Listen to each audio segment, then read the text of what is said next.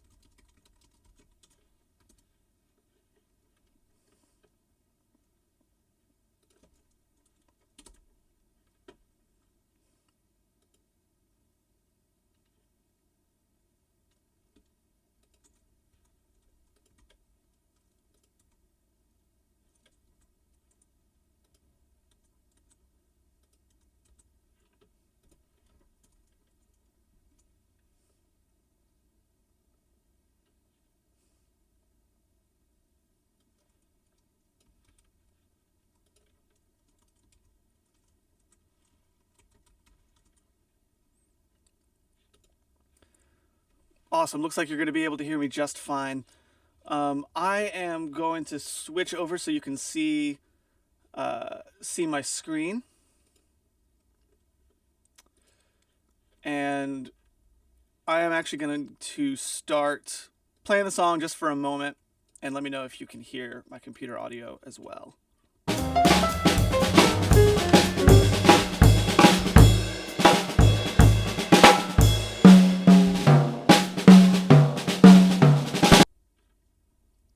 So just let me know in the comments if you can hear that.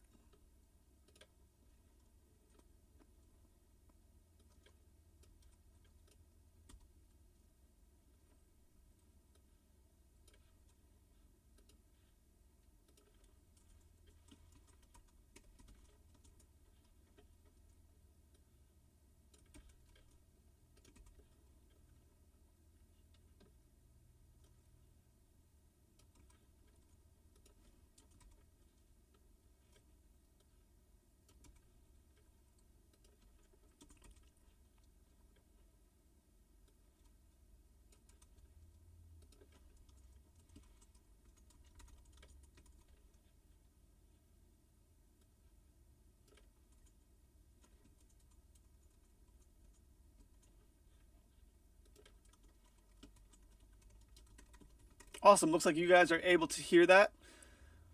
So I'd say it's probably a good enough amount of time. Let's get started talking about this track. So I kind of figured it would actually be very interesting if you guys were able to see me mix a track that I actually have never mixed before. This is brand new to me. A lot of the stuff that I've done for studio sessions is stuff that like I already mixed. I had a good enough idea of kind of what needed to happen, and then either started from scratch or just sort of showed you what I did, like why I did what I did. But for this one, I'm actually going to be starting fully from scratch, just because like I want you to be able to see kind of what I do with this particular song. And the reason I'm doing this is going to be a jazz track.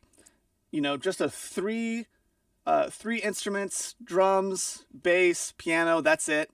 And jazz tracks, especially ones like this, where all of these were recorded in the same room at the same time, are meant to be processed pretty lightly. They're not really meant to be aggressively compressed or aggressively EQ'd or have any super obvious effects put on them or anything like that. Unless you're doing some sort of jazz fusion, a lot of times the point of the genre is to have as natural a sound as possible. So I figured we would just go through and get started on our own. So the first thing we want to do is actually do a little bit of gain staging. And I'm actually going to go in here, give me just a moment, and I'm going to take my audio out of the input. Give me just a quick moment to make sure that everything's still working. Yes, it is. Good. Great. So first thing we're going to do, start doing some gain staging. So I talk about this all the time. I'm a very big proponent of gain staging with a VU meter because most of our analog gear that we're using, like analog emulation plugins or anything like that, is based on that 0 dB VU level as sort of the magical sweet spot, the place where that gear sounded the best. So I kind of just want to get everything as up to snuff as I can. So first thing I'm going to do is I'm going to open up my routing, which I actually already have a template that I'm using. It's one of my own personal templates. I'm actually going to get rid of that. And this as well. And on the stereo output, I am going to grab a VU meter right here. And I'm going to go through and just find the loudest part of each track, loop it, solo that one specific instrument, and get it to where it's sitting around 0 dB VU. Now, I will say for drums, sometimes this actually doesn't work because VU meters read averages rather than reading, exact peak meters. And so sometimes we will actually start clipping like in our digital DAW before we ever get to 0 dB VU. So let's see what happens here. In Logic, you can actually increase the gain of something in this little box right here. But if you weren't going to do that, you could also just add a gain plugin like this one. It's also called a trim plugin, depending on what DAW you're in. So let's solo this out and start gain staging.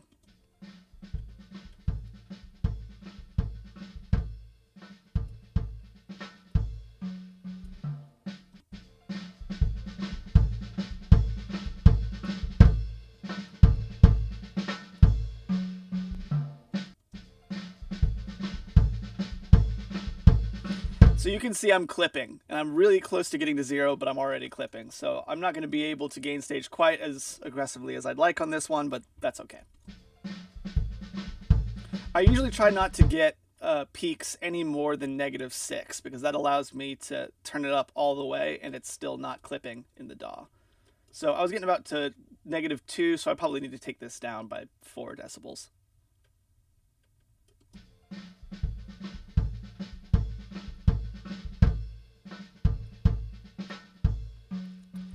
Okay, that's pretty good. And it's not an exact science. You can move on pretty quickly with this. Okay, so this one's far too loud. So let's take it down.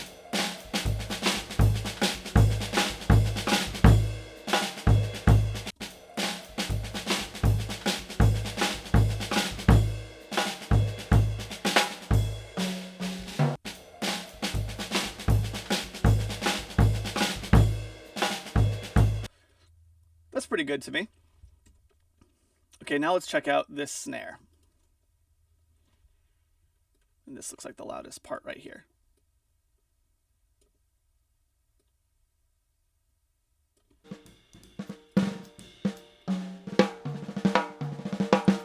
So it looks like, now that I'm looking at all of this, it actually looks like these multi-tracks have been normalized. So all of them are set to somewhere between, -1 dB and -0.1 dB. So I'm actually going to be turning quite a few of these down, it looks like.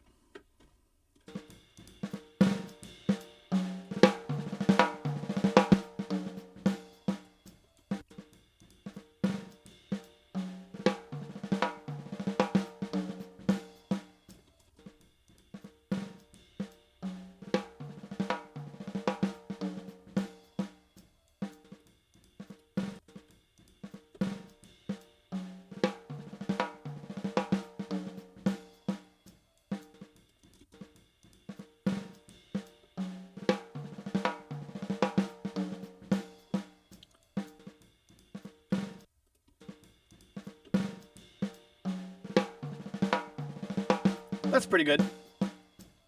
Like I said, that's not even getting close to where we need to be on the VU meter, but with drums, because they're so percussive, it's honestly kind of hard to gain stage them in that way. We're really going to be focusing more on the upright bass and the piano with this kind of thing.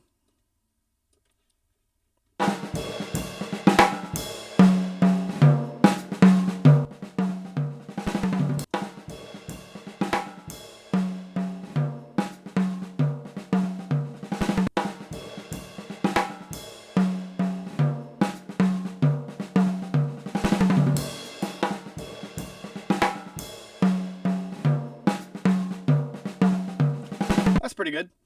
Let's check out this one as well.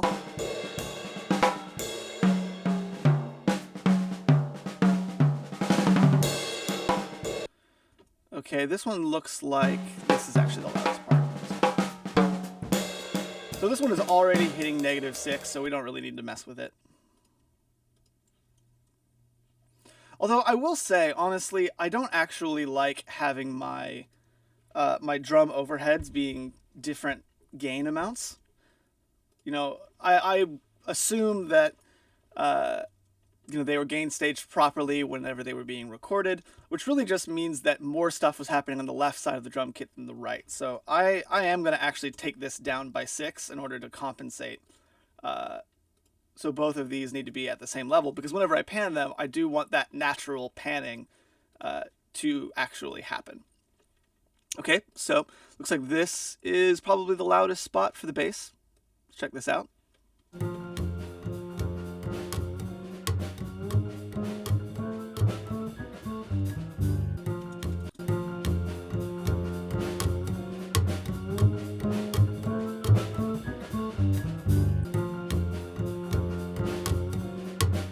Okay, so unfortunately, it's looking like because this has so much bleed in it, and there's a few areas that are so aggressive, that I'm not actually going to be able to gain stage this as much as I like. So this is actually a great example of doing some gain automation. So really, it looks like the only big issue is maybe this hit and this hit right over here. So all I'm going to do is I'm just going to go in, cut this out, and I'm actually going to turn the volume down by about 1.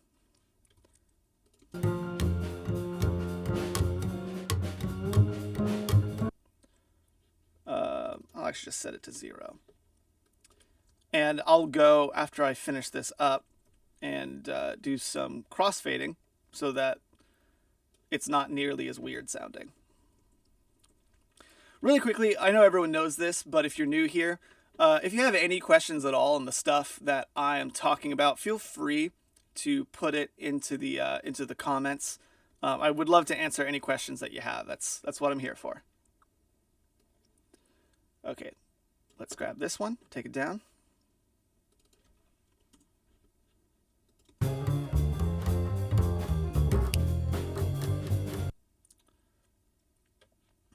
Probably take it down by 1 more.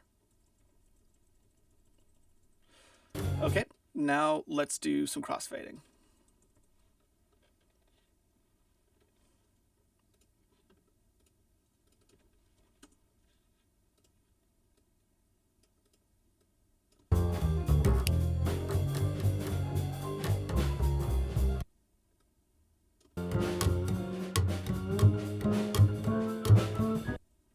Cool, that sounds fine to me. So now let's turn this up just a hair so that I can actually get it a little bit closer to where we need it to be. Even if it's just by like a dB or 2.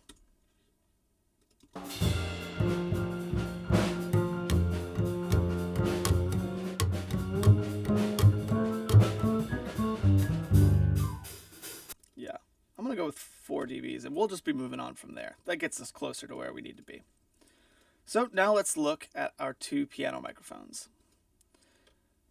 And like I said before, let's try to keep these the same amount of gain stage, because we do want to make sure that the natural panning that was picked up stays the same. So really just look for the loudest one and gain stage that one.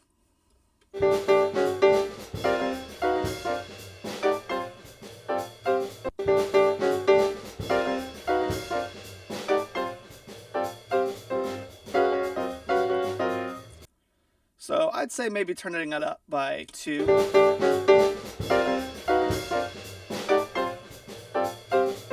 Yeah, that's good for me. So I'll turn this one up by 2 as well to keep that going. Great, so we're done gain staging. That was pretty simple. Now let's set up our volume balance. That's the next thing that we want to do. And I'm actually really quickly going to go in. I have some preset routing that I use very often in this kind of stuff. Let me bring up my mixer. And I'm not going to use it in this because, you know, obviously we are trying to process this much less than an average song. So all of my aggressive EQing and gating and, you know, compression and stuff like that it just really isn't necessary. So I'm actually just going to delete pretty much all of this. I think I'll actually keep the room reverb one up here, and we'll go over why I'll do that later on in the mix.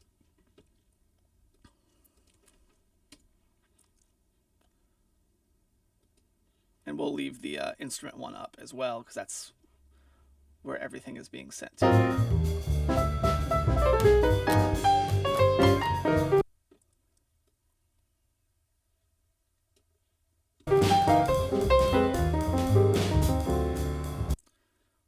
Let me just take off most of these plugins because we won't need them.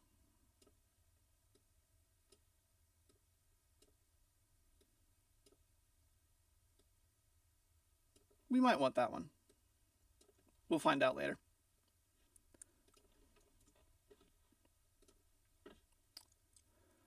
So Robert says the sound is good, but the image is fuzzy. Yeah, that's definitely the case.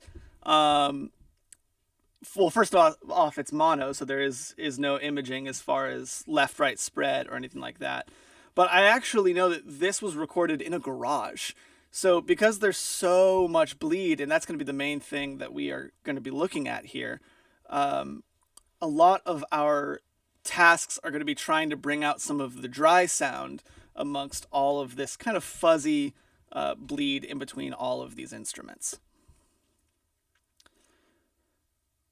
So I'm going to bring up my standard mix bus preset, and we are likely not going to be using much of this at all. But I want to at least have it up for this moment. And I'm not going to set anything up right now because we need to make sure that we're getting our gain staging done, or rather our volume balance done first. So now that that's up, now all we got to do is go in here, and I'm just going to turn everything down. I'm actually going to turn down, so I'm going to turn down these two because they're different microphones, but everything else I'm only going to turn down the bus. Because for everything else it's just, you know, left and right and stuff like that.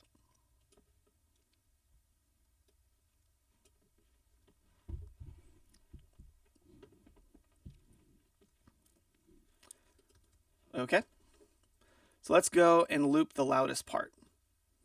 That's definitely a trick. Whenever you're wanting to set your volume balance, you want to make sure that you are sticking with the loudest part of the song, because oftentimes, you know, all of the processing that you make, you might be setting certain thresholds, and if it's in a quieter part of the song, well, then you might just be blowing your mix up once it gets to like the final chorus or something like that. So let's start moving faders.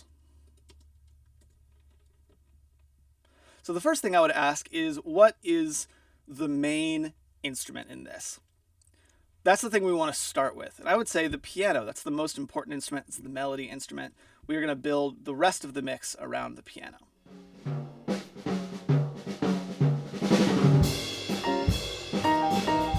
Ooh, that's a lot of bleed. That is a lot of bleed.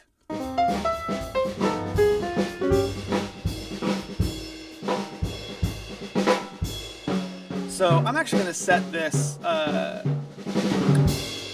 see.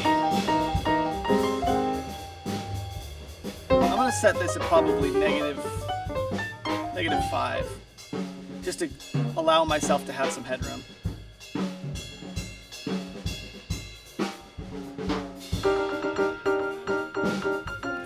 Okay, now I'd say let's bring in, let's say the kick.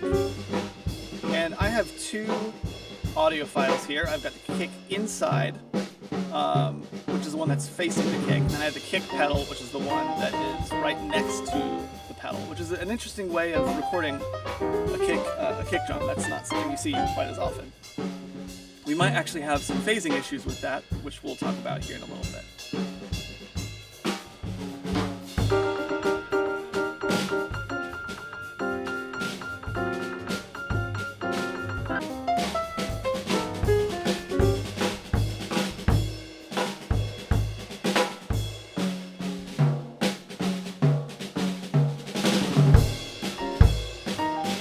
That's a little too bestial for me. Keep that a little lower in the mix.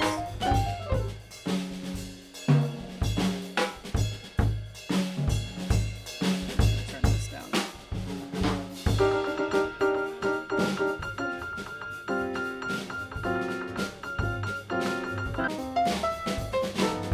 Okay, now I'm going to add in the snare.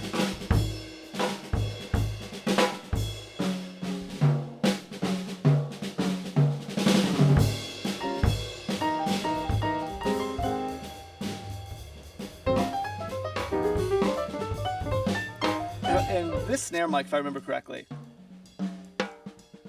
is kind of woolly sounding. There's not a ton of top end on it. So we might need to be dealing with that just a hair.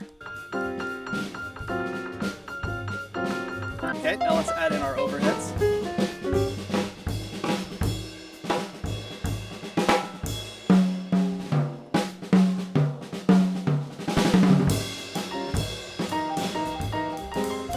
Okay, now let's add in our bass.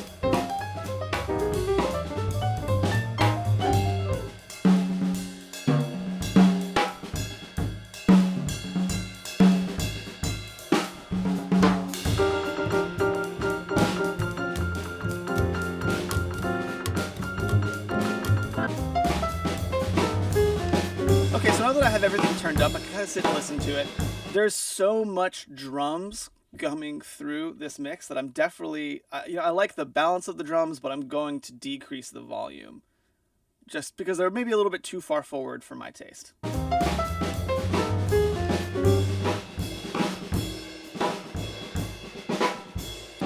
But because we have so much bleed, really what we're talking about here, so, my standard drum bus right here is really just a dry sound fader. That's really all it's going to end up being because there's so much bleed everywhere else.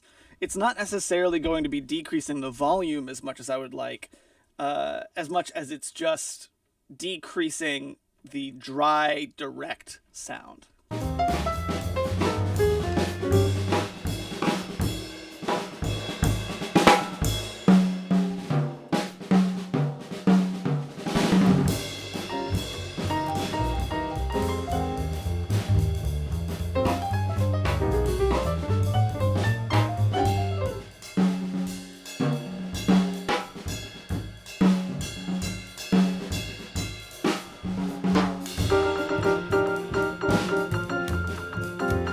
That's sounding decent to me. So next thing I'm going to do is I actually am going to gain stage the entire mix. And I actually have a great little plugin for this. This is actually how I do most of my gain staging these days. It's called the Hornet VU Meter Mark III. I actually think there's a Mark IV out. It's like $5. It's surprisingly cheap.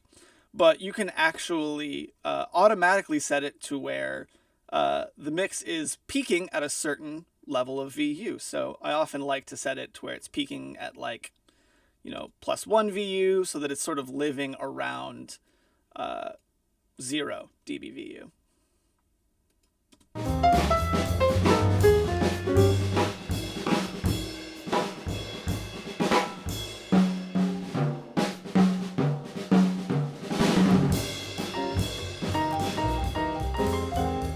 And this is obviously a really dynamic mix. I'm honestly going to set it to +2 dBVU.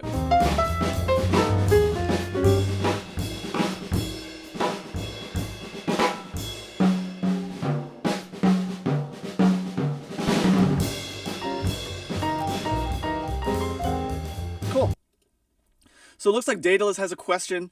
Do you ever use multiband compression to try and squash some of the bleeding frequencies to come through as much on certain tracks, like reducing the kick frequency range on the snare track, etc.?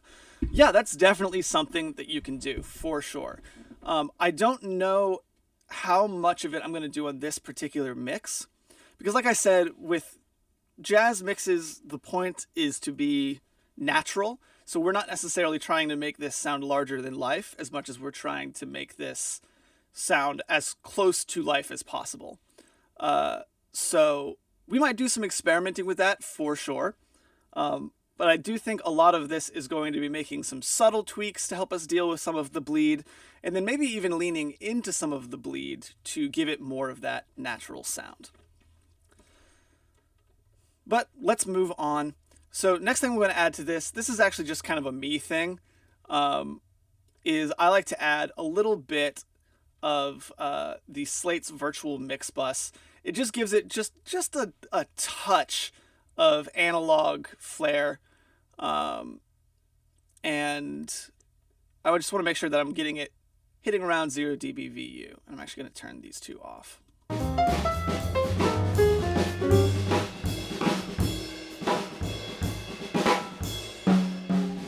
Actually going to crank it and listen to different versions.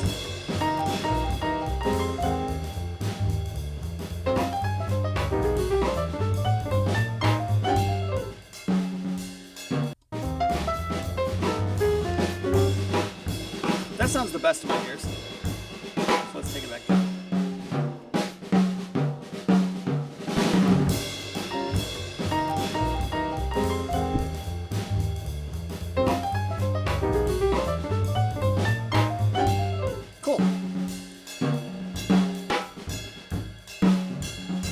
Now I'm gonna add just a hair of revival. So this is actually a free plugin that Slate has.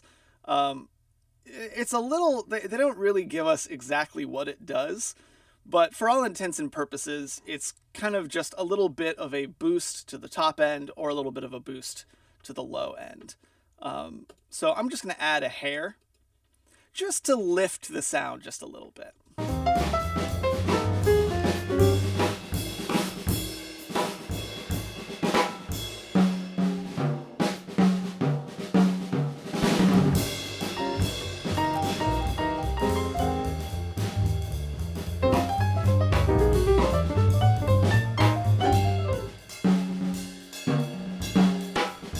And like I said, we're keeping it pretty subtle. We're not trying to do really much of anything at all.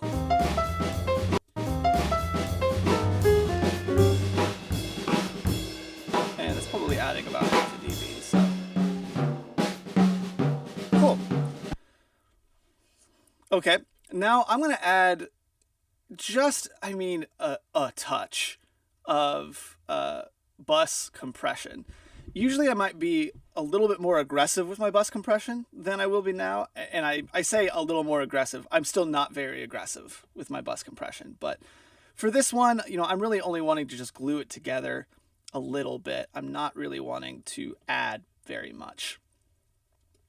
So I'm actually going to use this compressor. It's called the Glue. It's actually just an SSL 4000 bus compressor, which is a really famous compressor for the entire mix, but it works the same way a regular compressor would. The only thing that's different about it is sort of the internal circuitry that just happens to make it sound good on buses for whatever reason.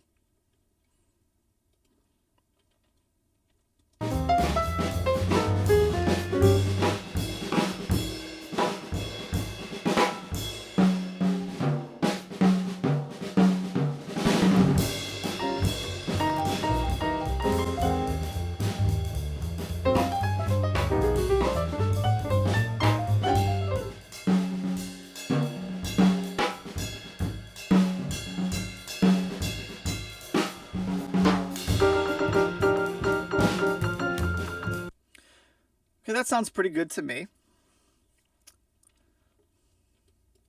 It's kind of letting the transient go through. It's still keeping it punchy.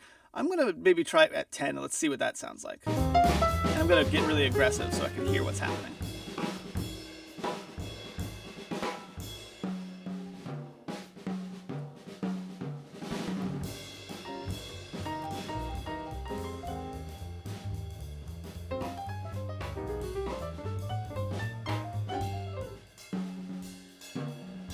Yeah, this is definitely a moment where I wish that I could split the difference and go to 20, because 10 is just a hair too much, 30 is just a hair too little. But that's okay.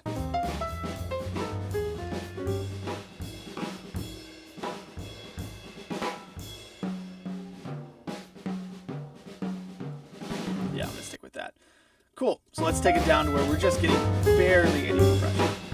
Although I might actually do, honestly, now that I'm thinking about it, I might do some parallel compression. So rather than having 100% wet on our little mix knob here, I might get a little bit more aggressive and mix it in subtly so that some of that excitement is there, but you know, it's not necessarily as prevalent as it could be. And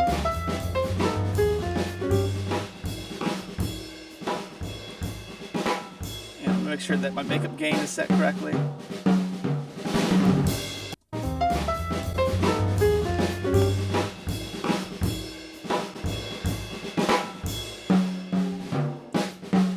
And let me find a place that's got a little bit more piano and bass in it, because right now we're kind of mostly just listening to drums.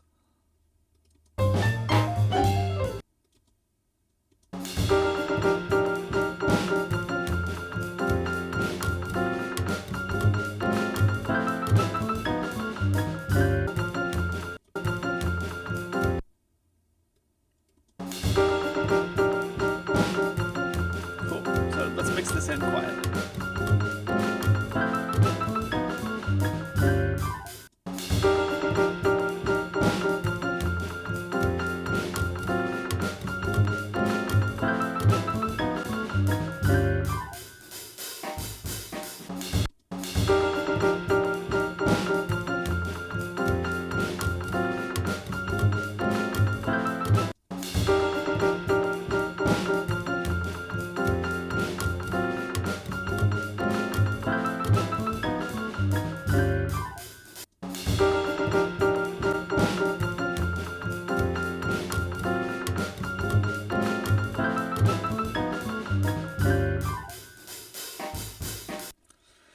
That's sounding pretty good to me. It's getting a little bit of the transient. Like, I don't love setting this at 10 milliseconds a ton, but because we're just mixing it in, it's just fattening it up just a hair.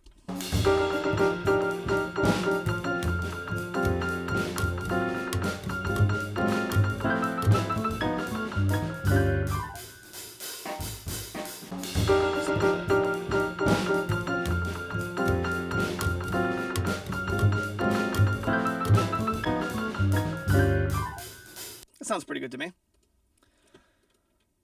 Okay, so now the next thing we're gonna do, I'm actually gonna take this off, and this is I'm actually going to run it through a tape machine. Now, again, we're gonna do this pretty subtly. This is just to add a little bit of color, a little bit of vibe. I'm not trying to slam it. I'm not trying to get any extra compression out of it. It's just to add some of that old studio sound to it. And this is the UAD Ampex tape plugin, which is a fantastic tape plugin. I usually really like just using the presets on it. I don't really go in and mess with it too much because it can get complicated, and I don't. If I'm being candid with you, I don't really understand tape as much as I wish that I did. I went to school for this. I've worked with so many tape machines, and oh man, it's just a whole different level of electrical engineering. So I just like to go through, look at some of these, and just see if I can find one that sort of looks close to the sound I'm going for, and then just give it a listen.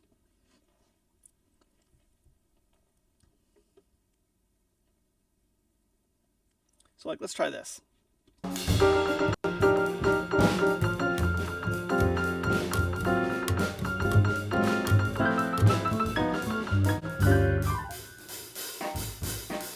like what that's doing. That's giving it some nice vibe for sure. Let me add a different preset and see what that sounds like.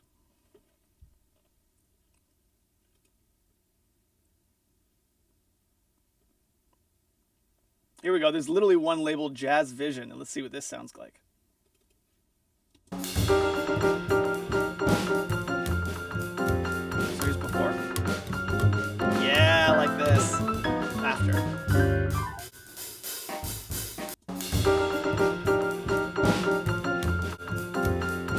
feels like it gives it a little bit of depth. It brings out a little bit of the top end. It brings out a little bit of sort of the mids. It just sounds good to me.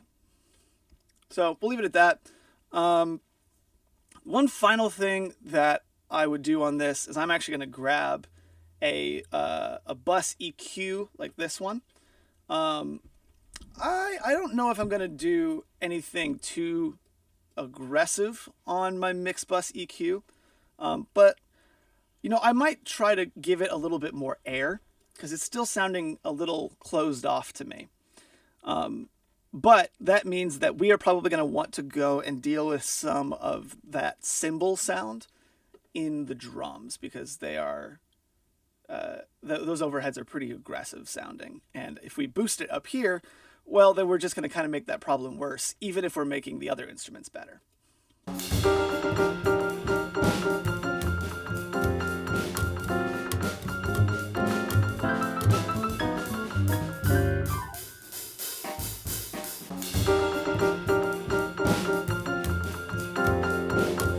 Honestly, I say this now that I am thinking about it. This has only 3 instruments on it. The reason we usually use mix bus EQ is to sort of get the general tone that we're going for from the absolute beginning of the mix. But since this has only 3 instruments, I mean, if I need to go and do any EQ to get the general curve correct, all I've got to do is go and check out the instruments. I'm not really trying to get something that's going to allow like 10 different instruments to fit well together. So I'm actually going to just get rid of this. I don't think we need it. I think I'm just going to stick with what we have. A little bit of compression and a little bit of analog sweetening. Cool. So really quickly, before I forget, I'm pretty bad at this. If you all could keep me on it. We are going to be taking a break 10 minutes to every hour. So 10 minutes before the next hour of your time zone, we're going to take a break to rest our ears, go use the restroom, grab something to eat, grab some water, whatever. So as I've been doing these, tend to go over that. So if you see that it's 5 minutes past or something and I haven't said, hey, let's all go take a break, please let me know in the comments and I'll make sure to do that. Cool. So first thing that I'm going to do before we get into more of the processing is I'm actually going to check out some of the phase alignment in this stuff. Because whenever you have so much spill happening, there might actually be some phasing issues. Now, one thing that you can do, is do a literal polarity flip, which is sort of the most common way of fixing phase. And if you're unaware of what phasing is, if that's something you haven't learned about quite yet, phase is basically when 2 similar sound waves are played at the same time or almost exactly the same time. And if they are too similar, they can actually cancel each other out, which makes them sound thin, kind of makes them sound boring, lifeless. So we want to make sure that we are keeping the waveforms from canceling each other out. And I'm really simplifying this. If it's something that you're wanting to learn more about, I do a little bit more research on sort of the physics of it because it's definitely an acoustical physics thing. So in most studios, they actually will do this thing called phase invert, which will basically just flip the waveform over. And I actually don't want to do that. For my taste, that's honestly kind of an inaccurate thing to try to do. So what I like to do is I like to actually go in and look at the waveforms, almost like sample by sample, and see how off they are, and see if I can just move them just a little bit so that they are in phase. So let's look at the kick. Okay, so it looks like our 2 kicks are, they're close to being in phase. Because what happens is, as far as phasing goes, is If a peak is happening at the same time as a trough, then you're going to have some really serious phasing problems if the two sound waves are very similar, like if they are miking the same thing.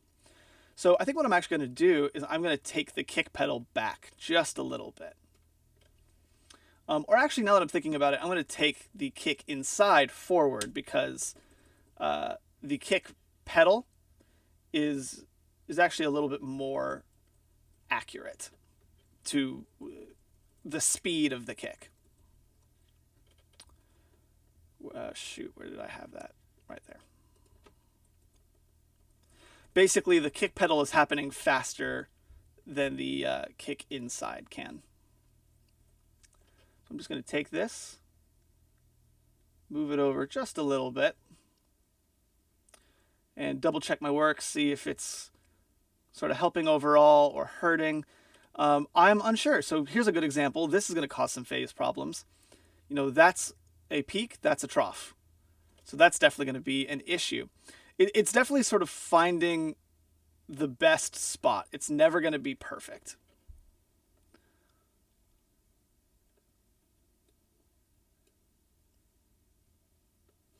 But I do want to make sure that I'm not putting it in front of that kick.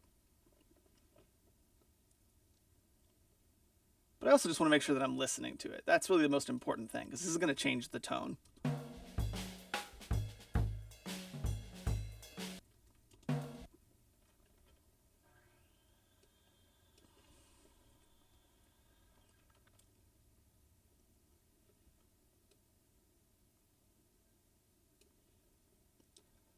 Okay, let's try this.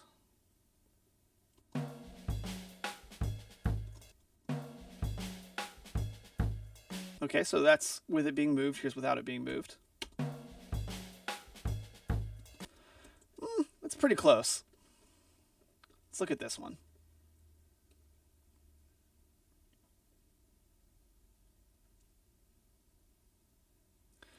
It's interesting. It actually, so it is starting in phase, and it's actually ending out of phase. So in this situation, what I would do is I would basically experiment.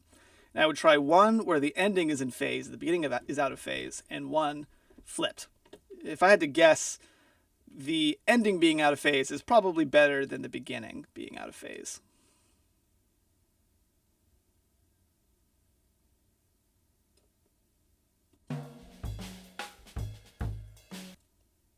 Okay, let's do before. Whew, there's so much bleed in this. It's crazy. Okay, now let's put the beginning in phase.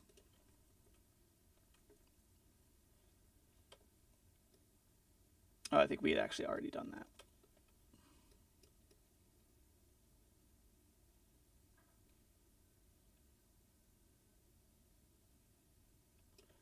I might move it forward just a little bit.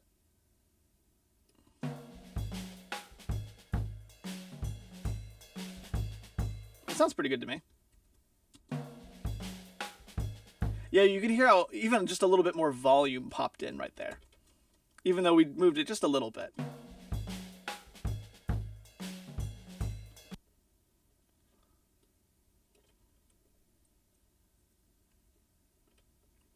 Yeah, so I'm going to go with that.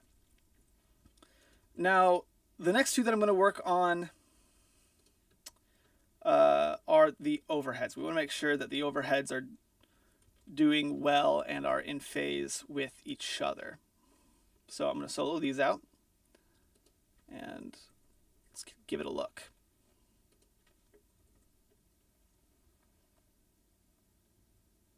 Yeah, these look great. These look almost exactly in phase. We're not going to be able to improve that really much at all. Okay, now let's take a look at our piano.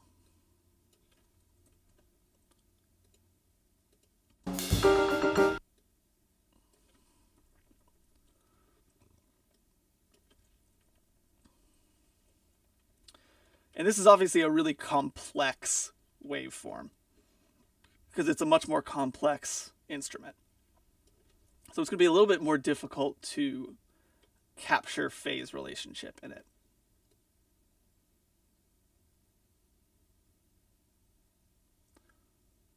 It looks fairly close. We can maybe do a little tweak.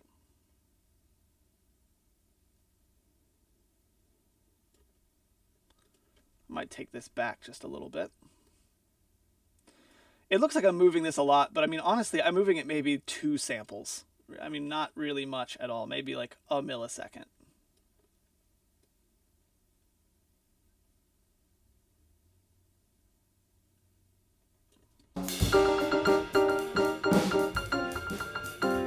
Okay, so that's after. Let's listen to before.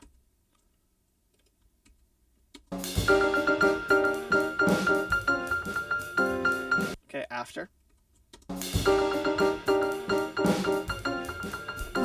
It's warmer, but I'm not sure if I like it a bit more or not. Okay, before.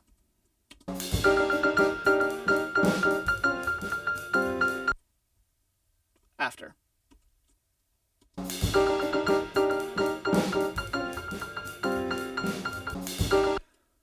Yeah, I feel like it gains a little bit of warmth. It loses a little bit of top end and life. And so I actually am not going to move this. I'm going to leave it where it was. Let me make sure that I have this set correctly. Okay, I do.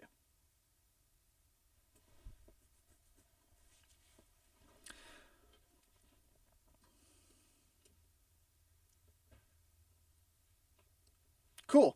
So now the last thing that I'm going to do with a track like this where there's so much bleed, you kind of have to check. You have to check the phase of like the entire track.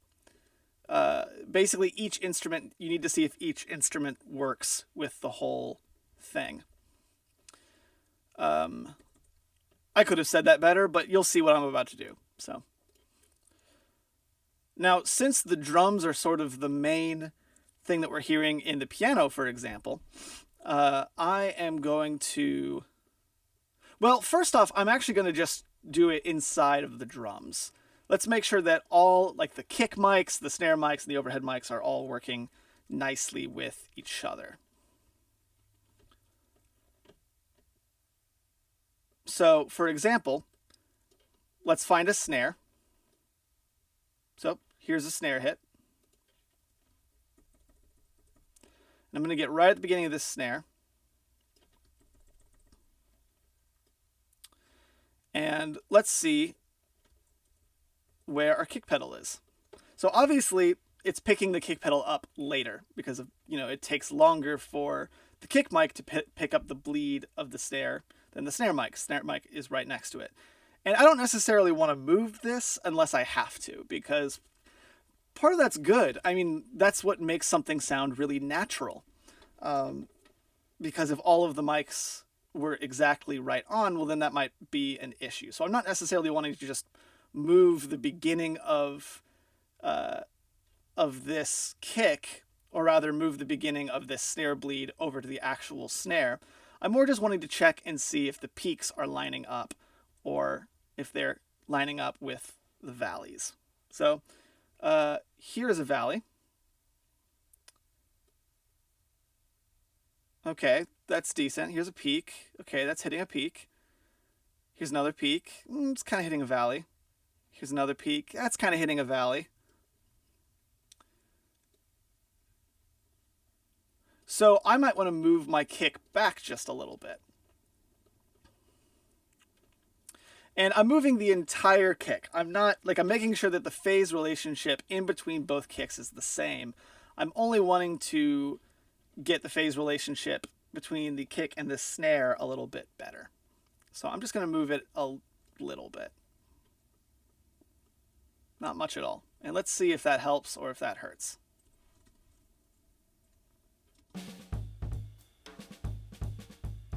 Let's go here. Okay, so that was after. Here's before. After.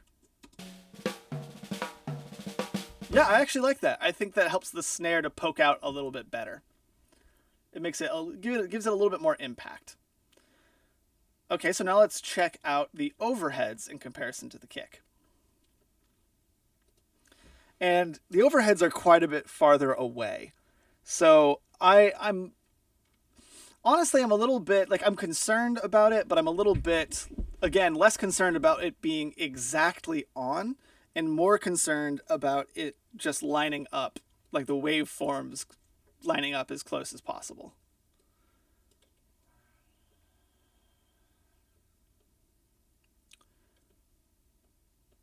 Okay, so for instance, in this snare, so that's the beginning of the snare, so that makes sense that it wouldn't line up. So let's look at the snare. So here's a valley. That's sort of in the middle. That's decent. Here's a peak. Okay, that's kind of in a valley. Here's a valley, sort of in the middle. Here's a valley, sort of in the middle. Valley during a peak. So we could probably improve this a little bit by moving it back just a hair. And I mean, what we're doing to improve this is not, it's not very dramatic or aggressive. It's just some small work.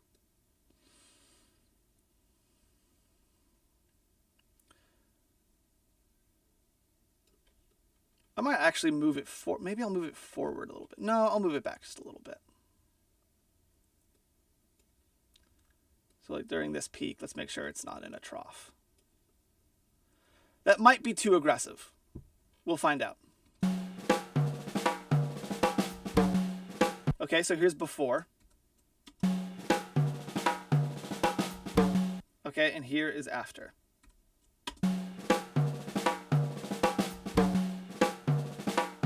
Before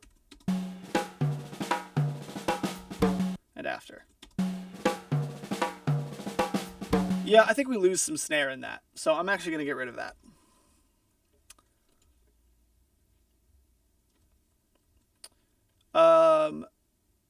Okay. Since there's so much drum overhead in this, and we lost a lot of snare, that since the kick and the snare are doing well lining up, I would assume that means moving the overheads is also going to mess with the kick in a bad way. So I'm going to say we're done with that. Now let's check out our piano. And let's check out all of these drum fills that are happening in the piano.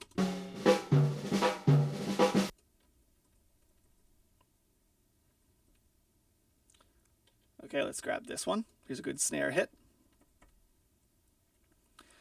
And I'm just going to put this on a peak here, in the middle of a peak, and we'll see what we've got over here in the overheads. So that's pretty close to a peak. Let's grab another peak.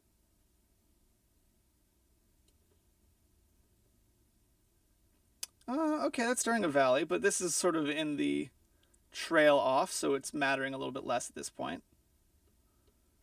Because really what matters is the beginning of the note. And that looks like it's doing decent. I might try moving this forward just a hair.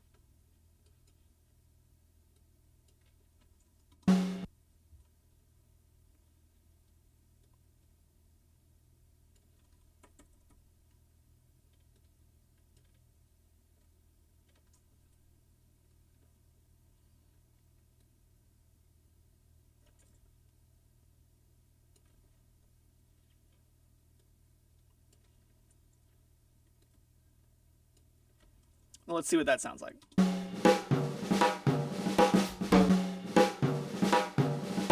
Okay, so that was after. Here's before.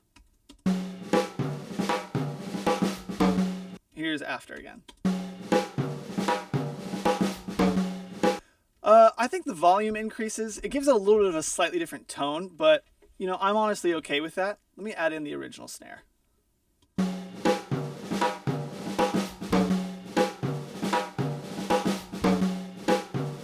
Okay, before again. And after. Yeah, I that adds a nice little reverb around it. I like it. So finally, let's check out the upright bass, and then we're going to call it with this and get on to some actual mixing. And I just looked at the time, saw what time it was. After this, let's take a quick break.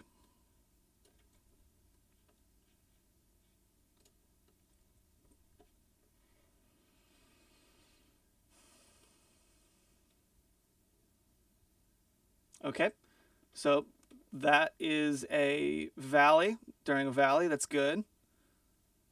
Valley during a valley. That's good.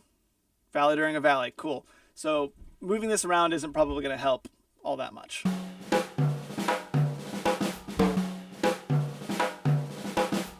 That's probably as good as we're going to get.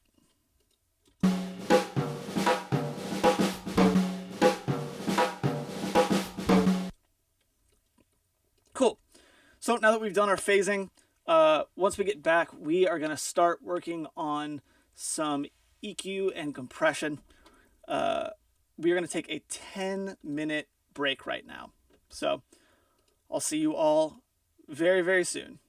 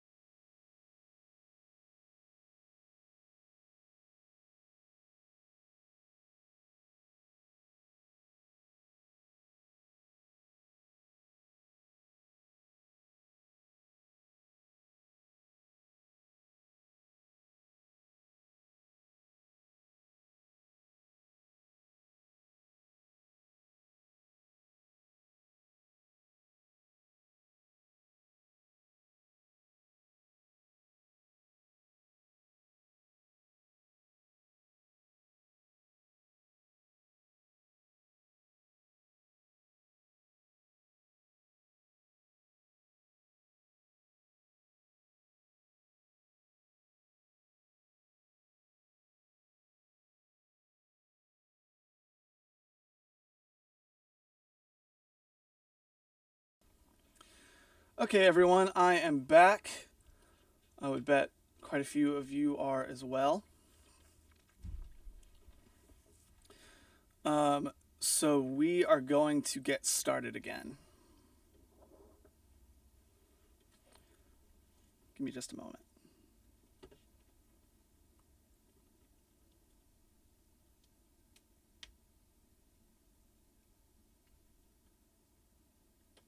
Cool. So, first off, let's talk about getting a little bit of compression going. Right now, obviously, as I've already said many times, jazz tracks like this are meant to be very natural sounding. They're not meant to be overly processed, larger than life. Like, they're meant to sound as close to life as possible. So we're not necessarily wanting to just do tons and tons of compression. But what we are going to do is use some parallel compression, which, if you're unfamiliar, that's basically where we set up a send and do some compression and mix it in subtly rather than compressing the thing itself. So I'm pretty much going to do some parallel compression on everything. So the kick, the snare, the overheads, the bass, and the piano.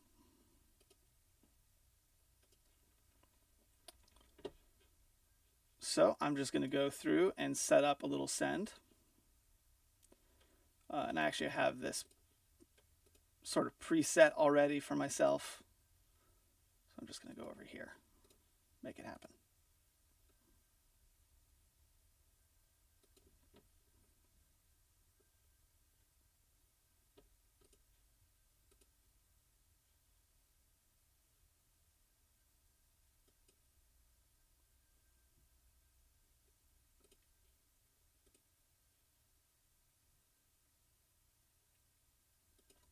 Great. Ooh, let me delete some of these things.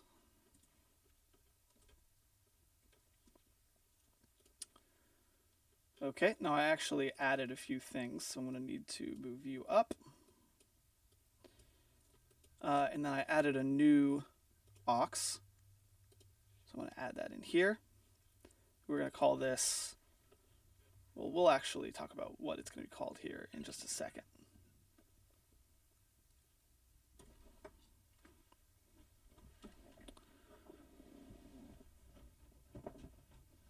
Hold on just a moment.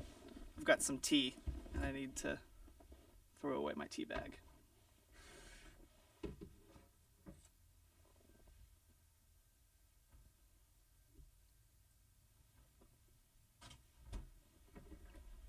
Great.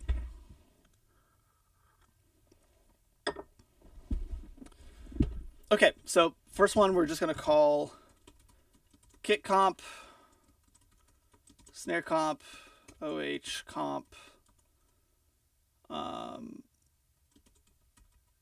bass comp. Wait a minute. 48, 49. Ooh, I skipped one. That's why. This should be 50. And this should be 51. The buses that I'm picking don't matter. That's just more for my own organization. So this should be piano comp. And I'm going to take you and put you back here. Great. So this is where we're going to be doing our parallel compression. Now let me think about what compression I'd like to use on all of these. I'm definitely probably going to want pretty low ratio, pretty fast attack to control some of these transients. Maybe an auto release. So I might use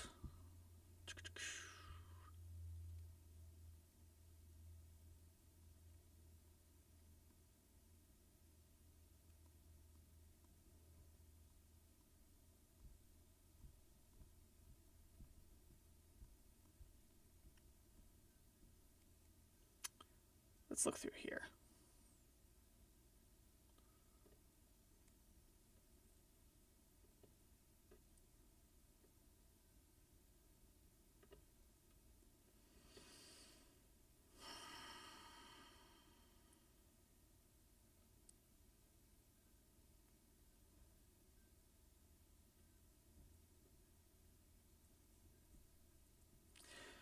You know what? Let's just use the let's use the glue again.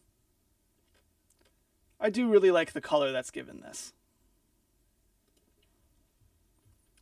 And we want to make sure all of these are stereo, just because once we start doing our panning, these are going to be stereo tracks. And I may end up changing some of these compressors, but let's just start with this for now. So let's look at the kick first. And usually I would make sure that I'm doing this in context of the entire mix. Just since this is so specific, I'm actually going to solo this out just for a moment and see what it sounds like. Let's make sure we're sending everything as well.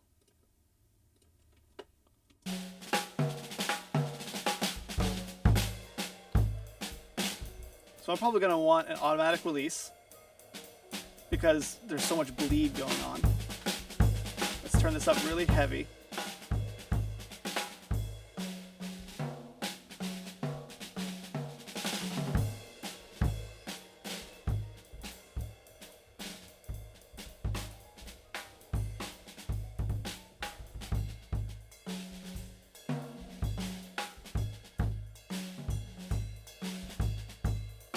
Sounding good. It's got a little bit of punchiness to it.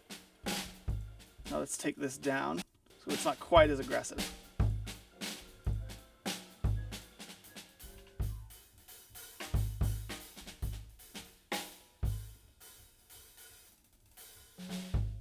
Cool, that sounds good. And I'm going to mix that in, but first I'm going to check out my snare. Yeah, we're definitely going to want to look at this and do some EQing on it as well. Let's try this.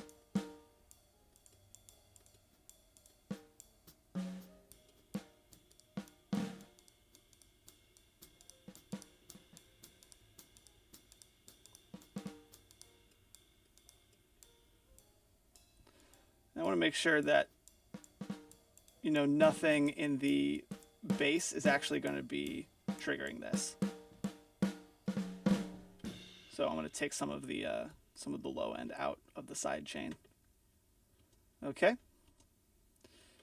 So let's check out our overheads.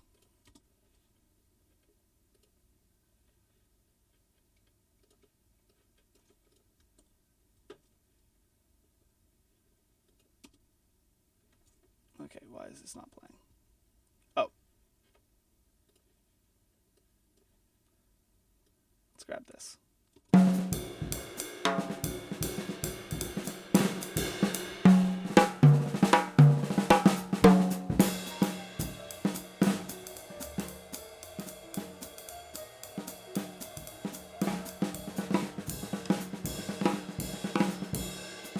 Yeah, I really want to make sure that I'm going to get a little bit more of the attack on this one because those cymbals are so plinky, and I don't want to increase really any of the transients of those cymbals. I don't really love that I'm doing this, but is what it is on it.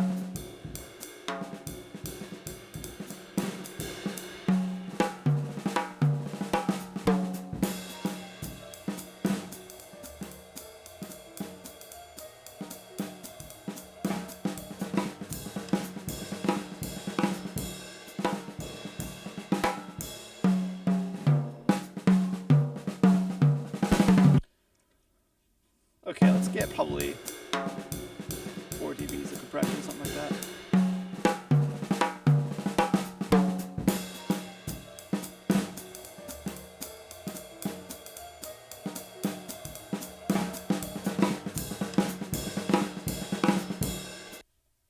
And same thing, I'm going to make sure that no low end is really triggering this if I can avoid it.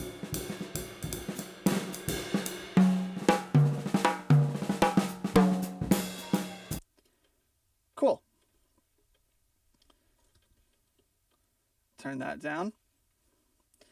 And let's just get our drum sound going now. I'm going to unsolo all of this and let's just start mixing this in.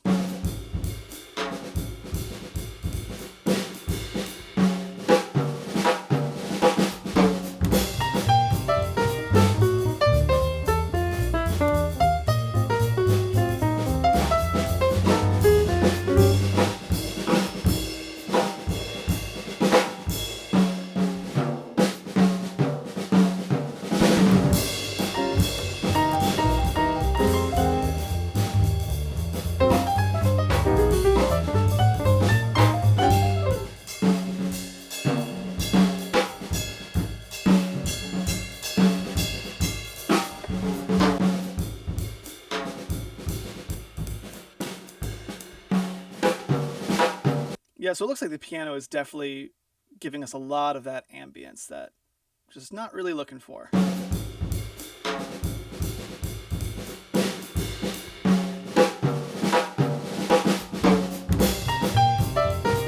that sounded pretty good to me.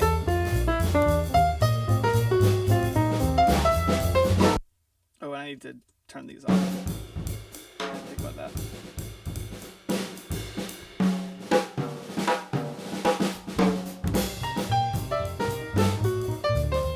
Cool. All right, now let's try out our bass.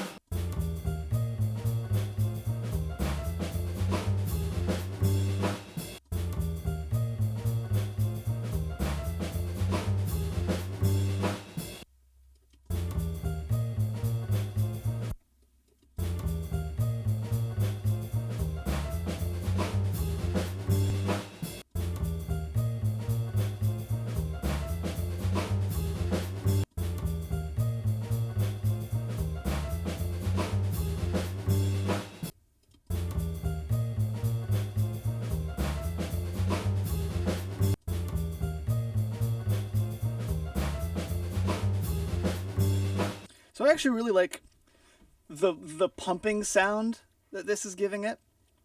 You know, originally I really liked having it set to 0.1 seconds, but you know, the auto release is sort of giving it like this like boom, boom, boom, boom, boom, boom sort of sound. And I like that. I think it gives it a little bit more groove. I just realized this was muted. Wow. That is embarrassing. I couldn't actually hear any difference. That's so good. That's so funny. Jeez.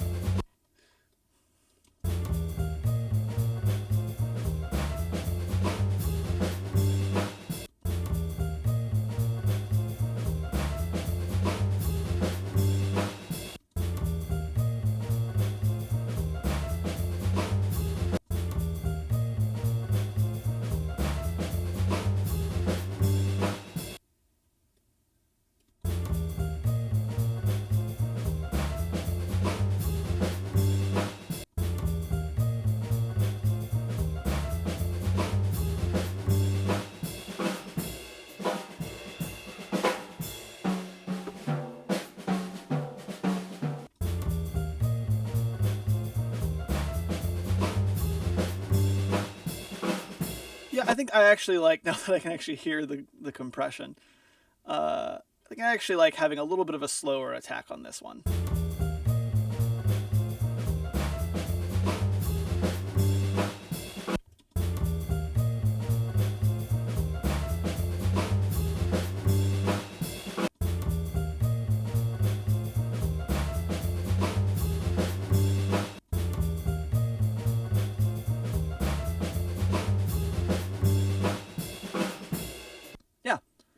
Sounds pretty good to me. So now let's make sure it's not doing quite as much gain reduction.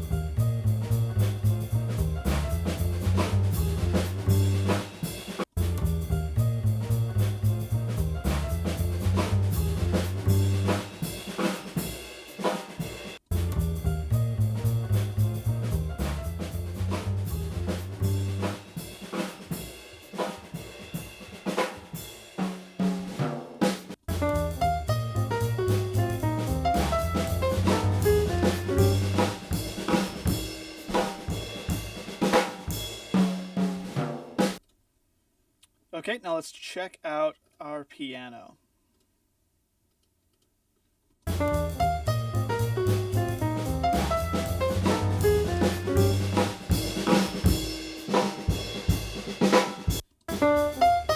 Hold on, let's grab a different spot.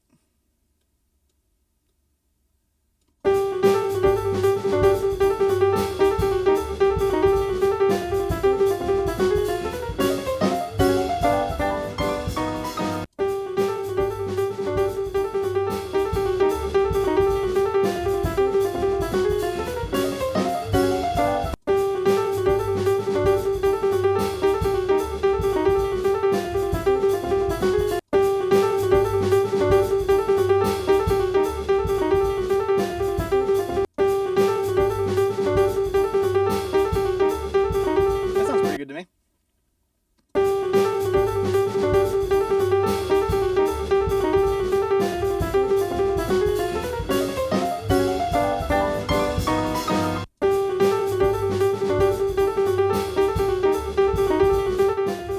Okay, let's take this to an actual amount of compression.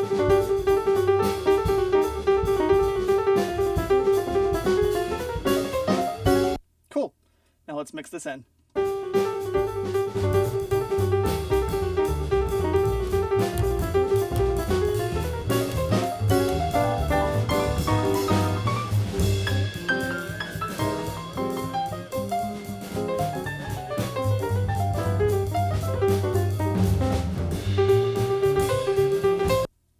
Cool. So let's do a quick before and after. So here's before. Here's after.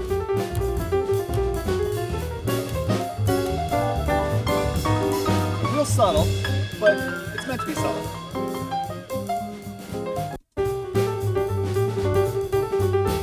This kind of brings everything forward a little bit. Now, I am going to... I'm going to make sure that we are still getting the same levels through our mix bus. So I'm going to go back over here, and I'm going to do this again, because since I've added so much extra stuff into this, I'd bet that our compression and our analog stuff is now maybe running a little hot.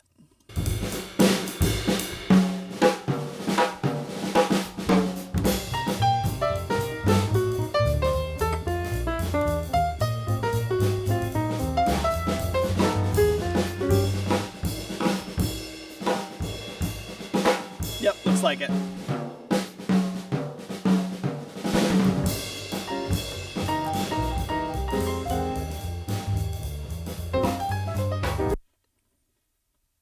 Cool. So let me go back and check this.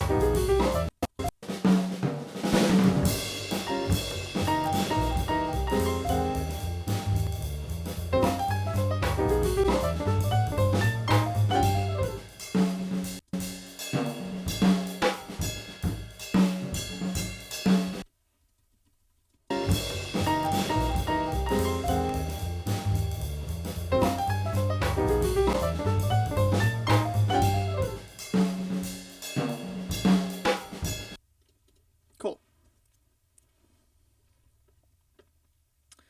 So let's listen to this compression again. I just want to really make sure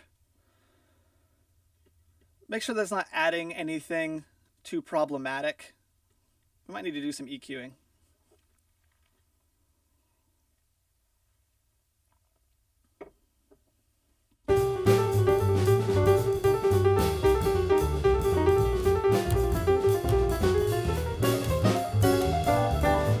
Yeah, like I think the overheads, for example, are maybe getting a little bit too bright. You know, we're getting some of that cymbal hit a little too aggressively. So I think I'm actually going to cut a little bit out of the top end of this compressor.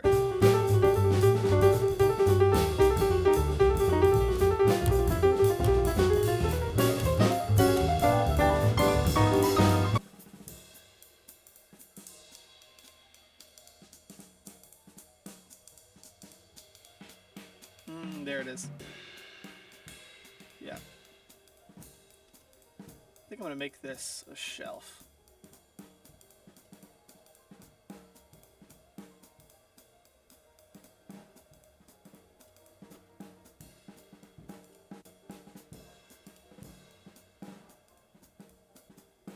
Turn it up a little bit to compensate.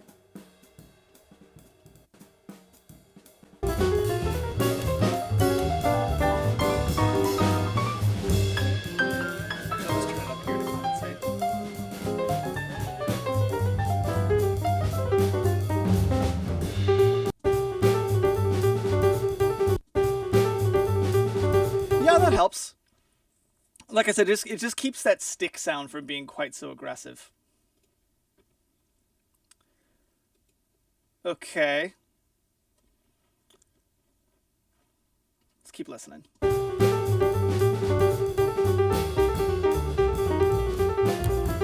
Now, if I remember correctly, we were talking about how the piano has the most aggressive bleed from the drums.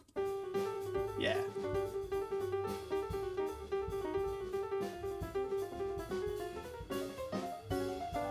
So we might want to actually cut out a little bit of the top end there as well.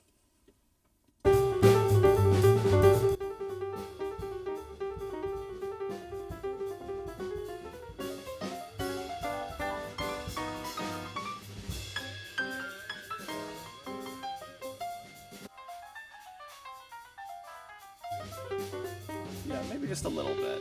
Because there's a lot of piano in there as well we don't want to get rid of.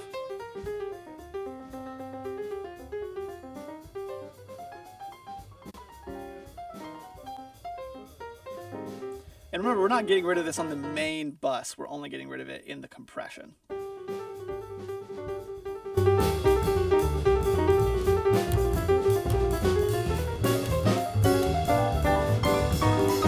that helps a hair.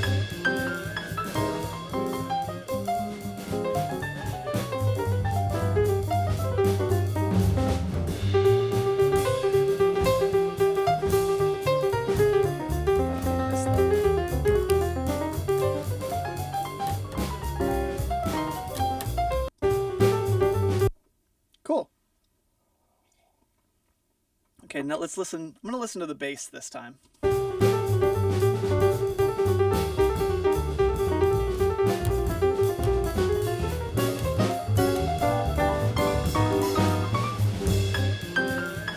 There's some clickiness in the bass that I'm not loving. And there's also maybe a little bit too much bass in the bass compressor. Let's listen. Yeah, it's sort of getting a little muddy in there.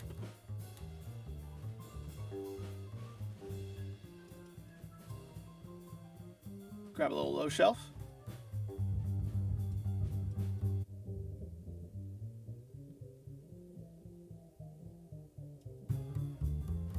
Yeah. Just a little bit. Just taking a hair out.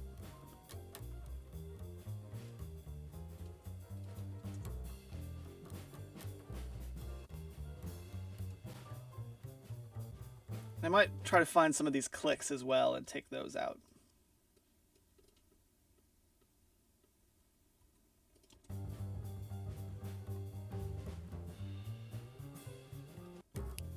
Yeah, like right there, for instance. Where's that living?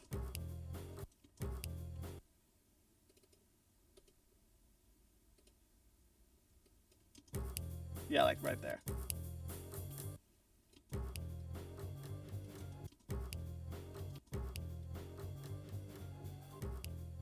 Take that out a little bit. I might take out just a little bit here.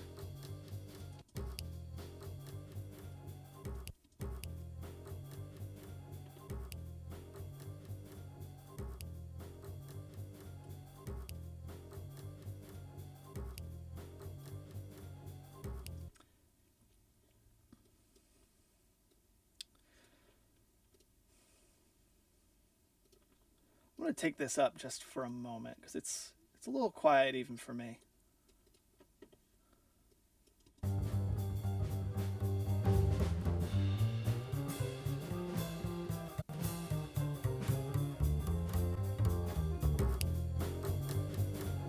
I think this is too aggressive.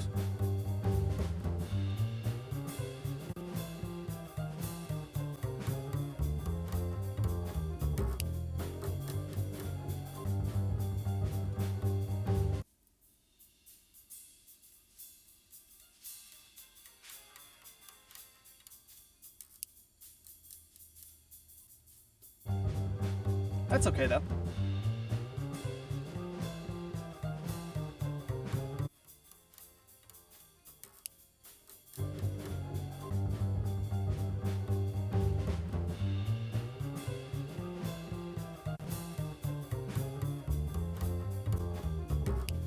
Yeah, I think that centers it pretty nicely.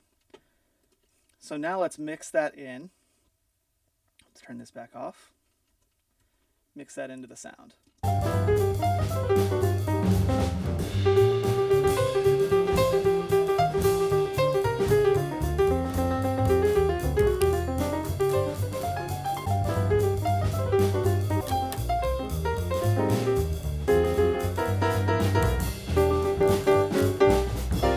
Yeah, sounds pretty good.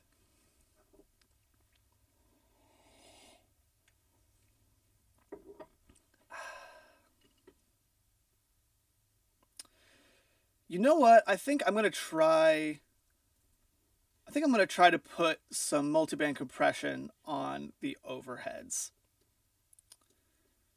to really try to deal with some of this cymbal noise.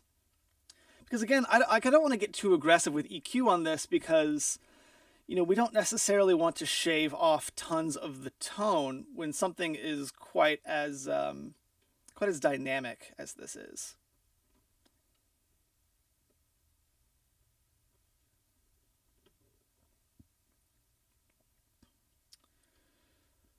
Oh, where do I keep my...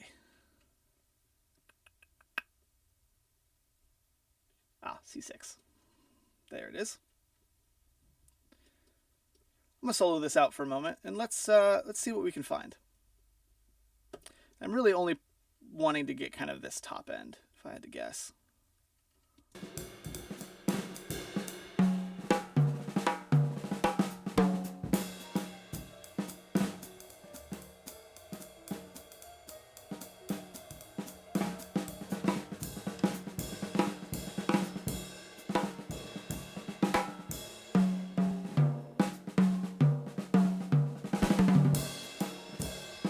We grab this bit.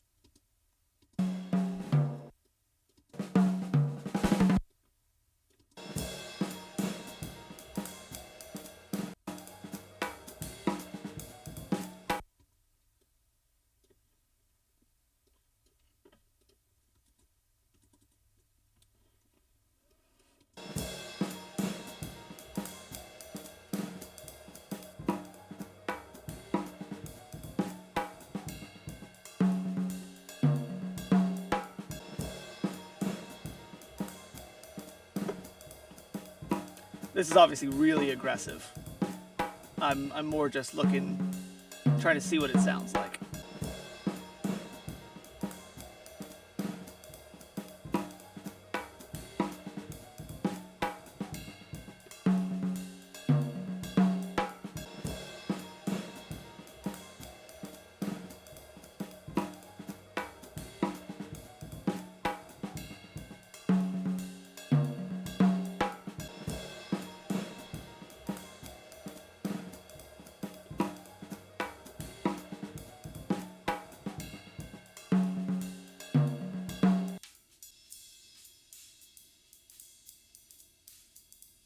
Yeah, you hear that pinging is just really harsh. Now let's see if we can zero in on it.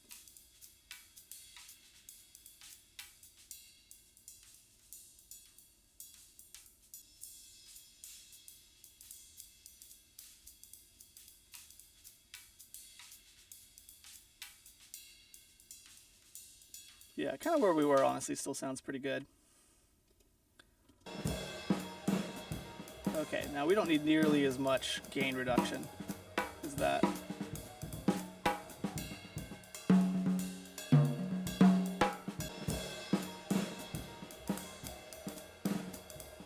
Okay, cool. So here's before. Here's after.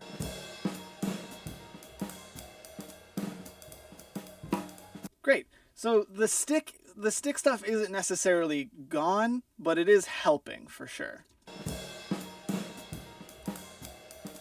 But if we do this on more of the mid-range, which is where the rest of the stick stuff is, we're going to start to lose snare. And because our snare mic isn't honestly that great, we really want to make sure we're leaning into the snare sound of the overheads.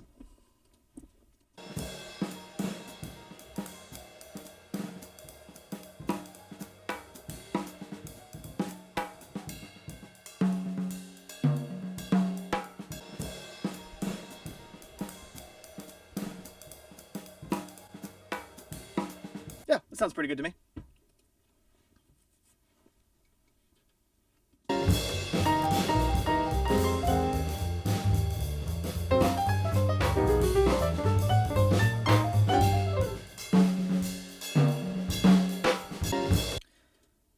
I'm going to mute this piano and we're going to see what that does to the drum sound.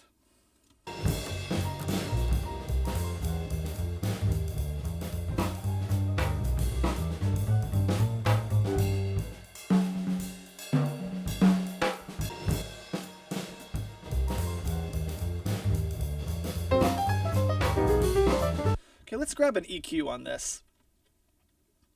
And, honestly, there might not be much we can do simply because the drums are so loud in the piano mics that, if we were to do any kind of gating, for example, the drums would likely trigger the gate because they're so dang loud. Let's take a look at just what we're dealing with.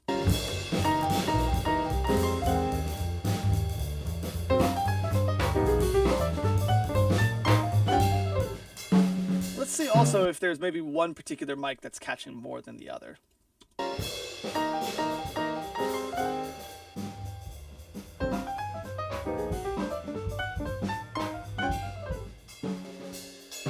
Okay, so definitely the left piano one, and the right piano one is actually catching a different part of the drum set. So I'm hearing a lot more bass capture in this that doesn't need to be there. So let's start with that.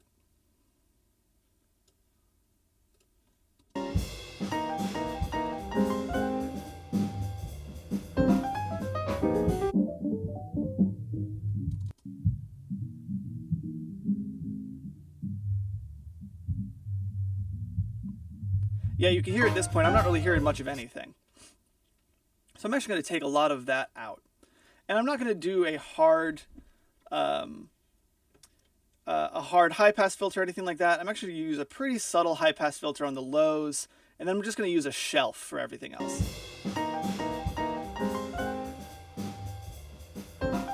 You want it to stay musical.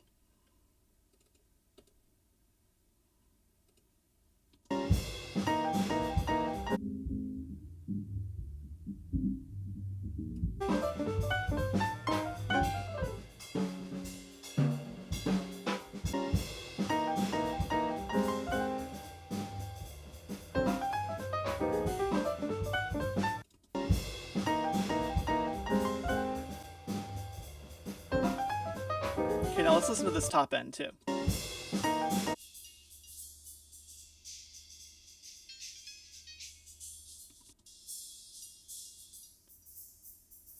So pianos naturally don't really live up here in the top range. They really tend to cap out around the upper mids, which is why you could really only hear, the drums up there.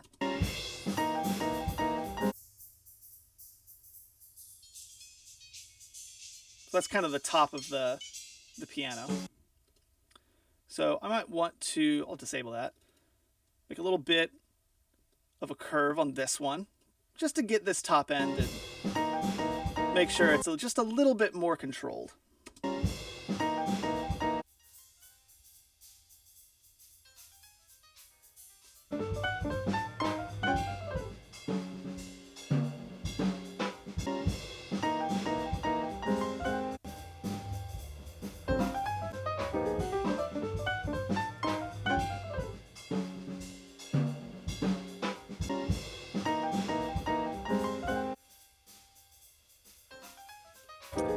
Yeah, that's probably too much.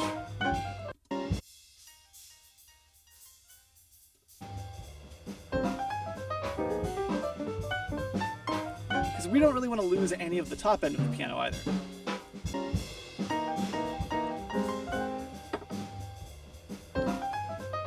Okay, now let's go in here and see if there's anything we can do about these drums. Maybe if there's a part of the frequency range in here that, you know, it's just not really much for piano, but is a lot for drums.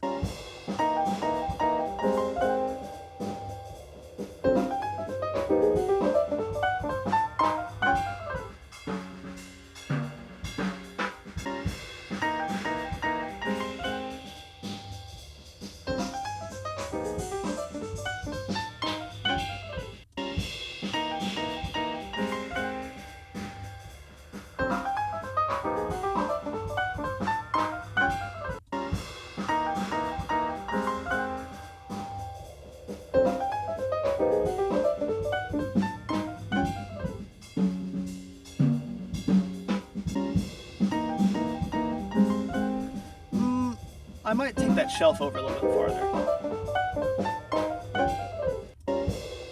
I am hearing a lot of the room sound around here. You can hear that kind of sound coming from the drums. A lot of times, a lot of the room lives in the mids. Like in the top, the very bottom, and the mids. Not so much the low mids or the upper mids.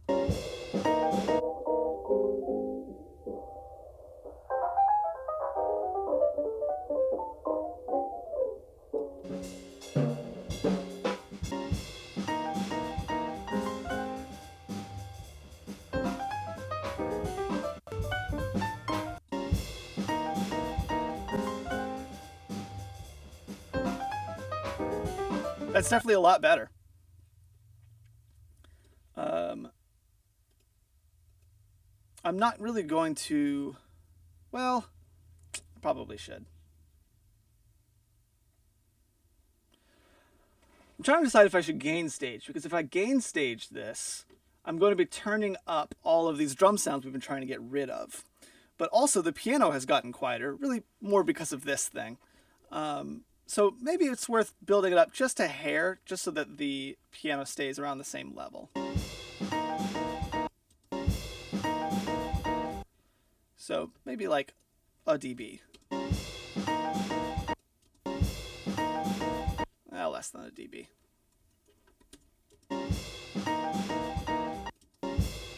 Yeah. Okay, now let's do this on the same.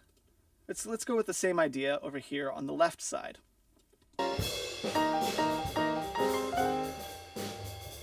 Okay, so same thing. I'm going to get a little shelf, or rather a little filter over here. There's not quite as much to filter on this side.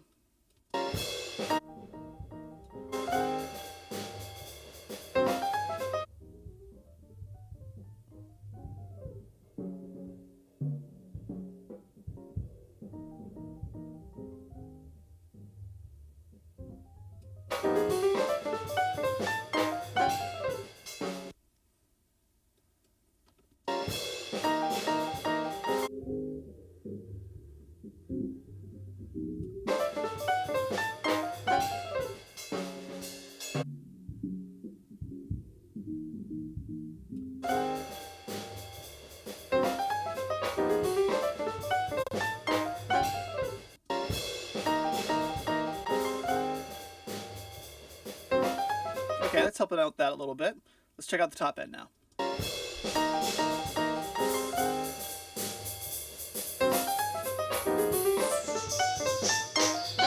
Yeah, same thing. We're not really getting much until around here. So we can add a little filter.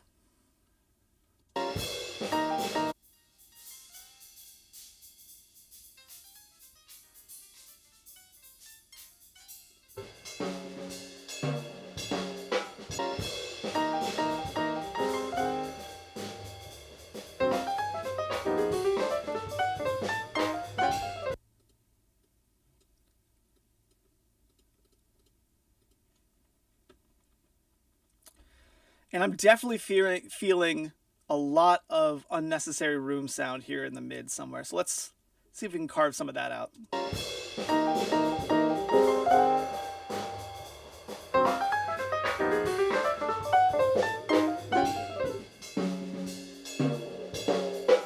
Yeah, right there. You hear that?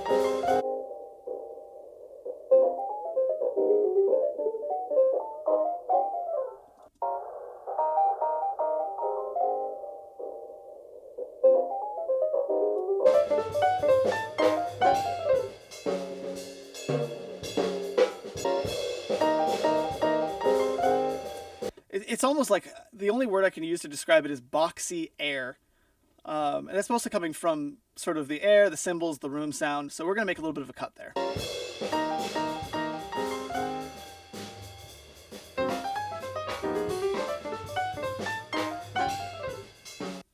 Okay, and let's do just a little bit of gain staging. Let me actually delete this really quickly.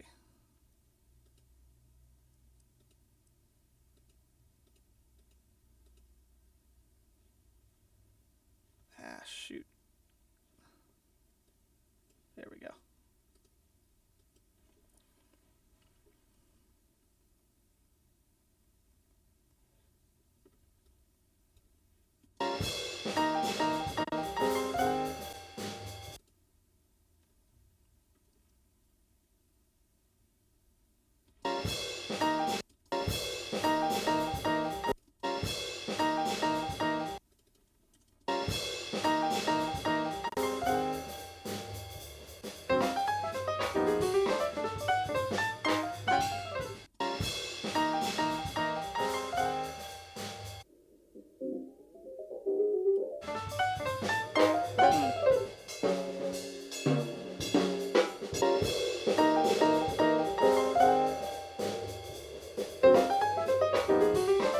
I'm going to make this a bit of a wider cue.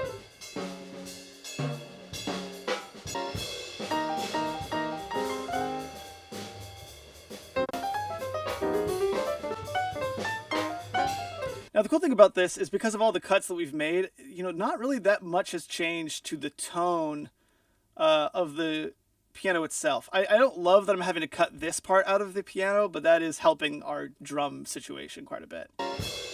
So before, after.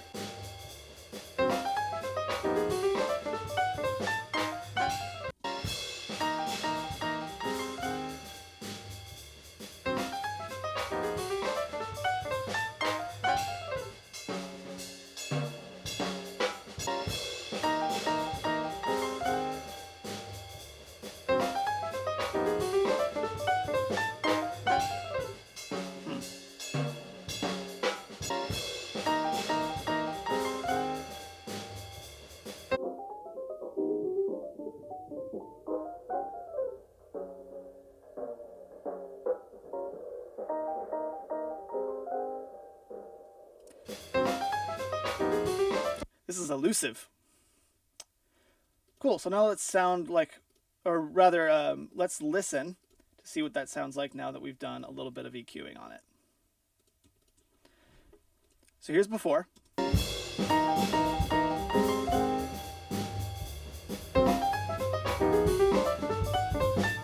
Here's after.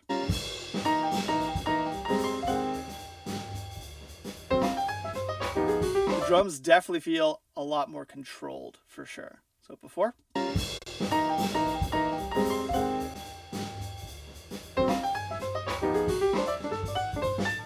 But not that much of the piano has actually changed, which is really great.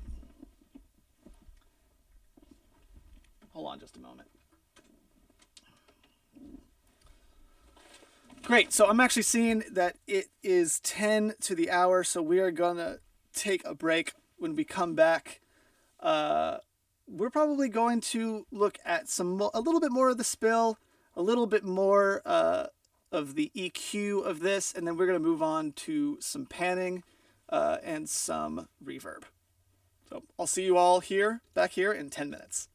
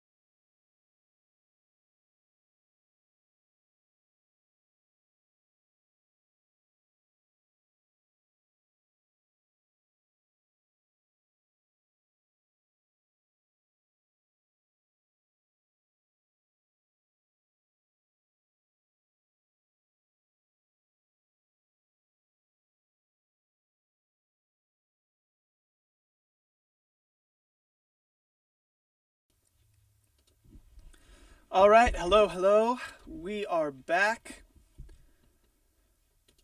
and ready for action.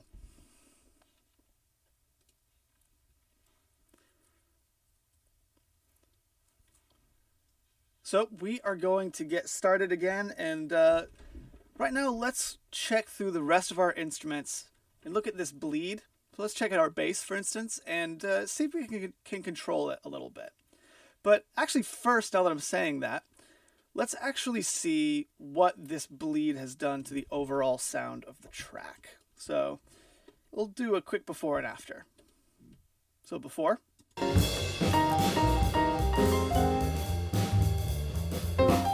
after.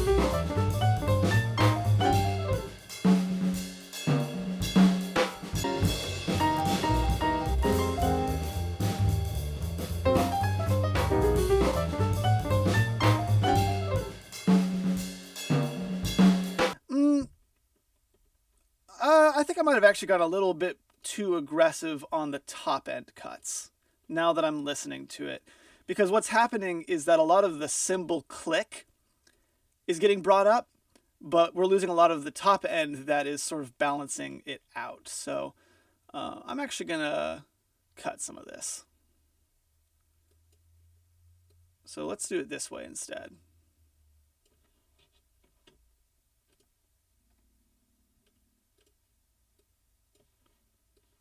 Yeah, here we go.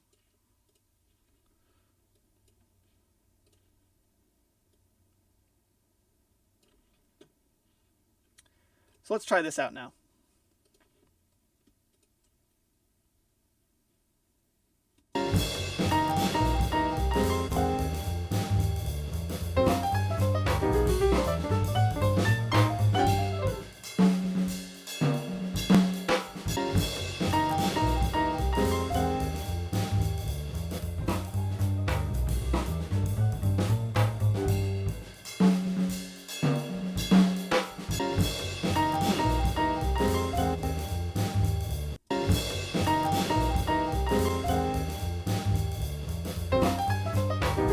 You know, what I may end up doing is actually the exact same thing that I did on the overheads.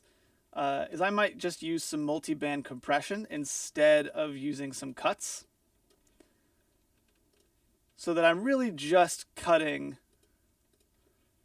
the spots that actually need to be cut. So let's go back to here, solo this out. And let's just solo this.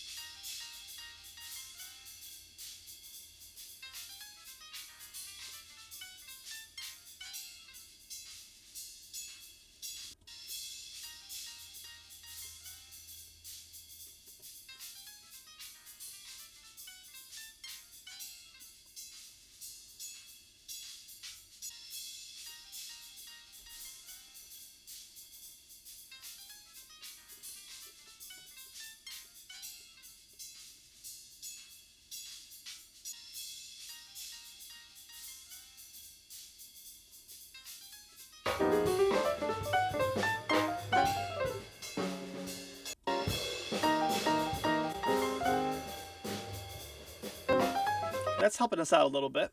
So let's check this out now.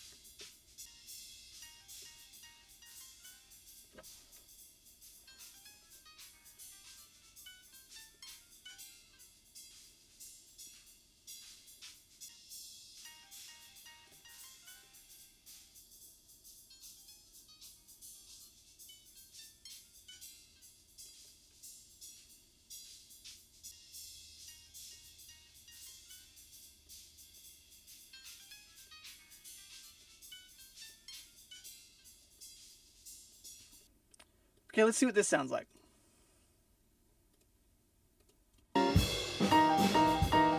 So before. Well, let's actually listen in context of the entire mix. That's more important. So before and after. Yeah, that helps quite a bit.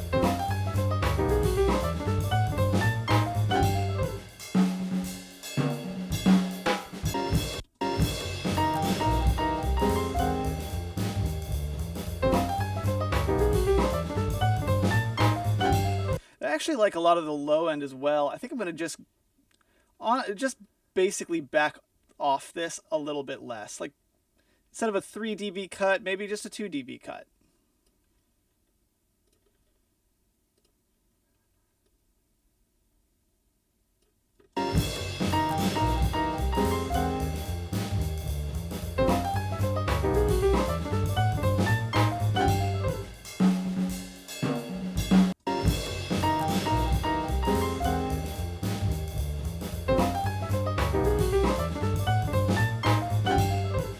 Pretty good to me.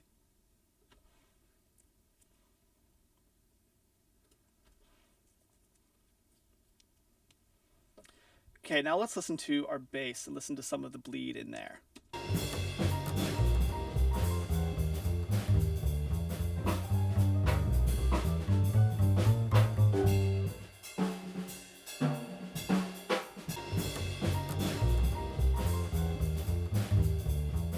So our bass obviously lives, a lot of it is right here. Don't really need to be getting rid of any of that. Let's listen to what's going on here.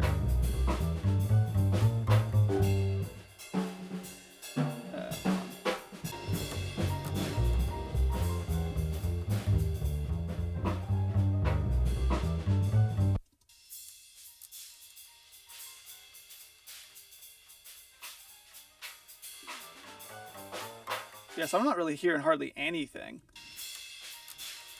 Except for maybe an occasional click.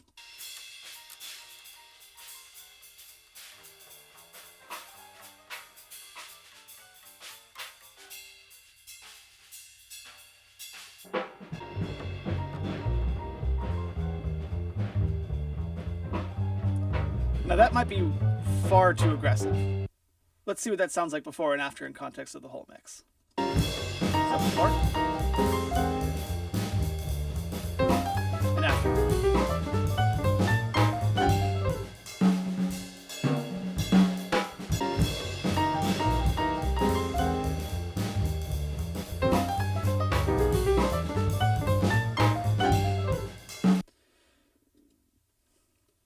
Yeah, I'm going to decrease how much it's cutting.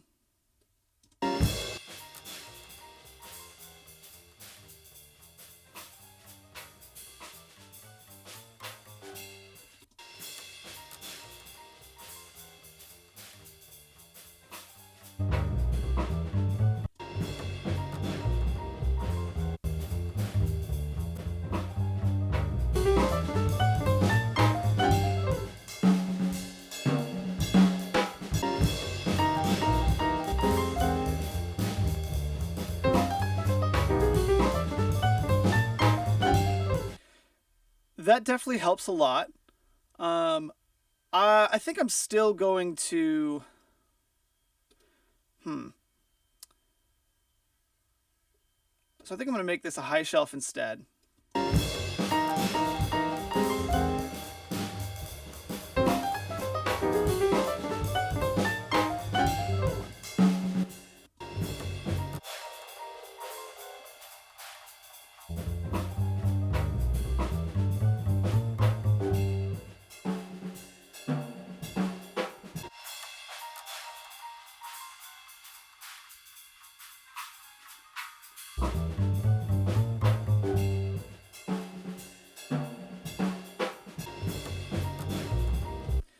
And then on top of that, I'm going to add some of this compression.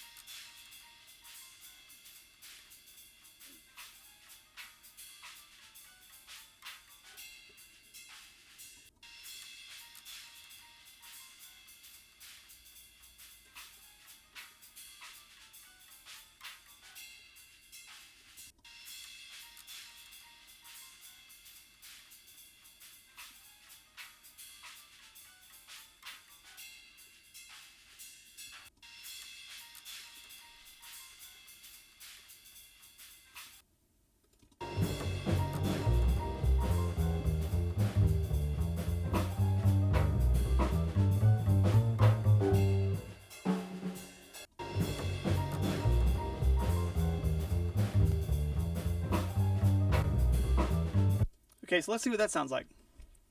So before and after. Yeah, that actually helps that out quite a bit.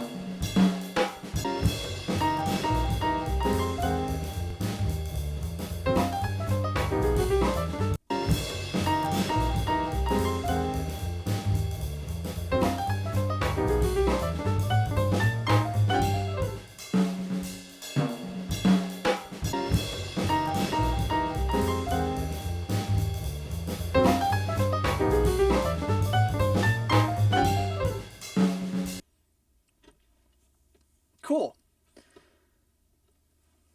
I don't think there's much. Let's listen to this one more time and see if there's really any room sound we can cut out. Again, we're not trying to get too aggressive with cutting out the room sound. I just want to make sure that, you know, we're not getting any nastiness, like nasty room, since it was such a small room.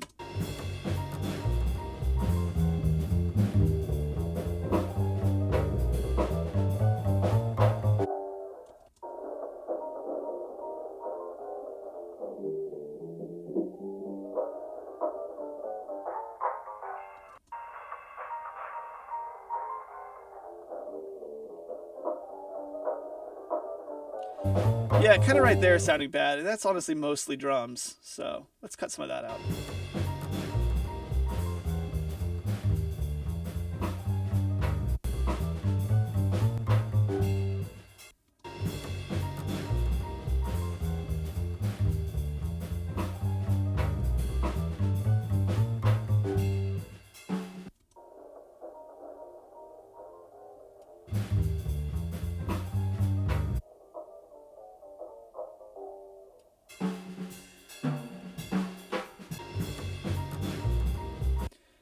And then finally, I'm just going to put on a little bit of a high pass filter, really just to grab some of the sub energy that's probably muddying up the track.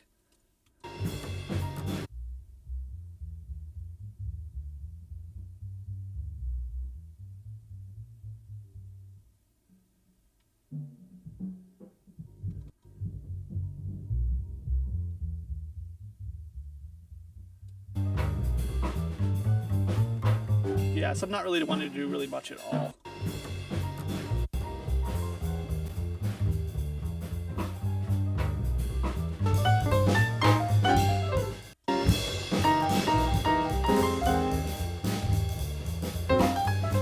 Cool.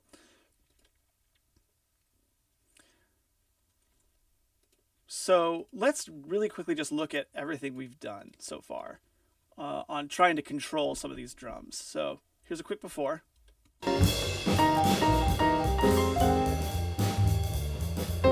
Here's after. Quite a bit more controlled. There's still a very prominent natural reverb in them, for sure, but it's at least a controlled reverb. It doesn't sound like it's just fully out of whack. Okay, now let's listen to just the overheads, because I think we are going to need to do a little bit of EQing on these, just to get them to sound a little bit nicer, play a little bit nicer with the rest of the group.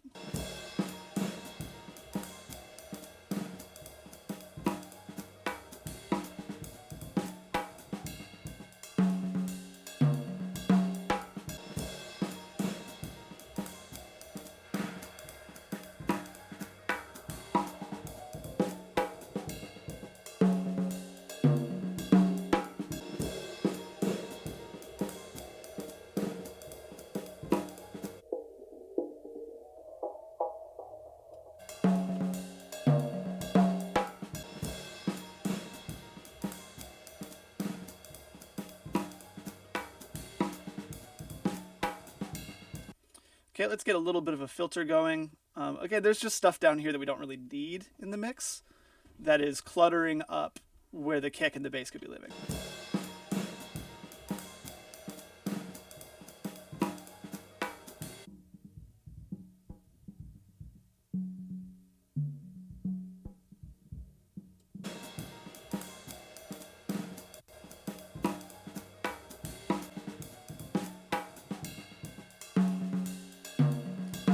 Okay, now let's look at a lot of times there's like a central frequency where the stick sound is.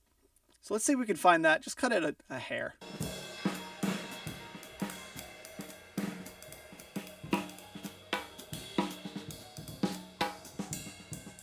Yeah, like right there.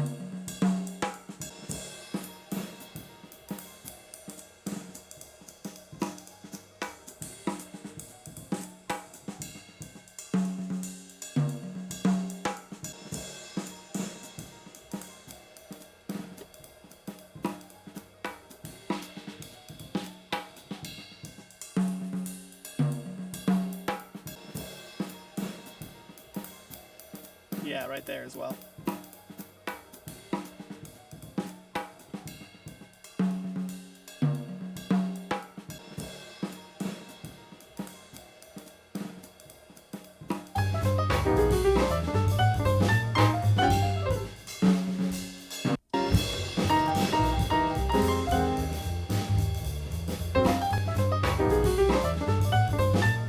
Now, I will say, I actually think that that is maybe a little much on the cuts. I know that they're very subtle, but I do want the cymbals to still have some punch to them. So I'm going to bring that up just a little bit.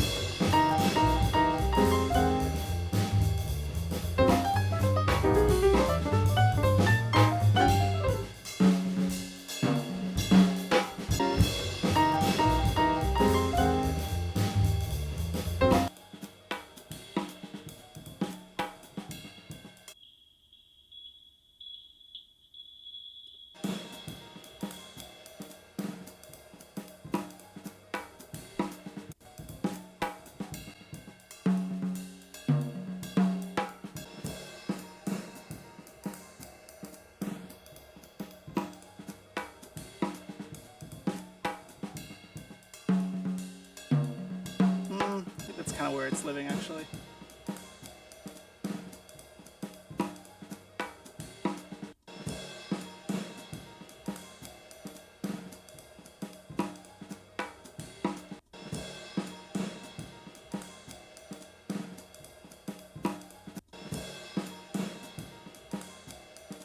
Maybe not.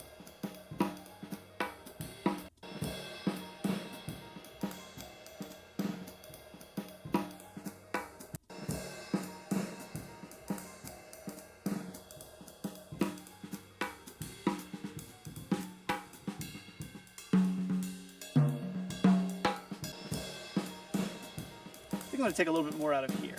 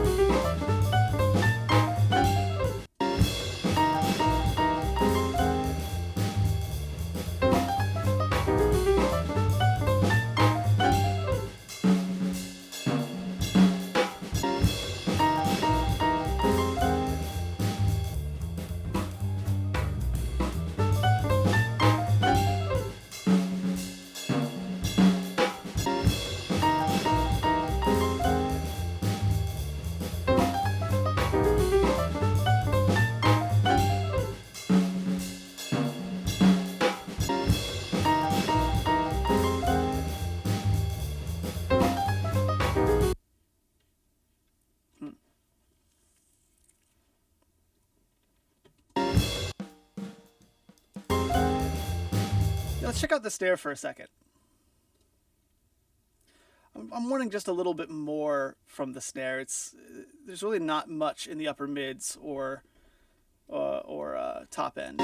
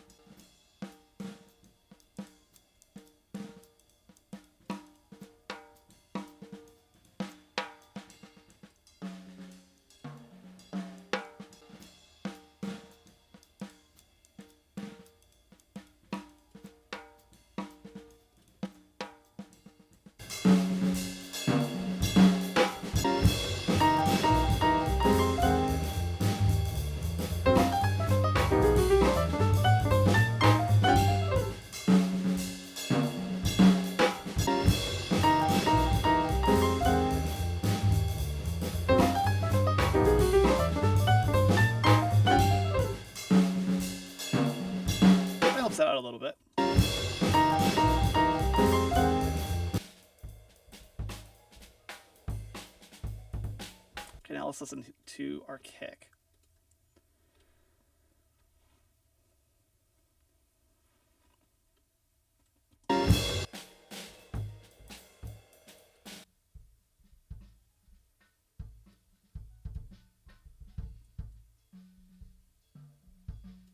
Yeah, there's not really much coming from our outside one. Our inside one has a little bit of a resonance that I don't love, that I'm going to try to cut out.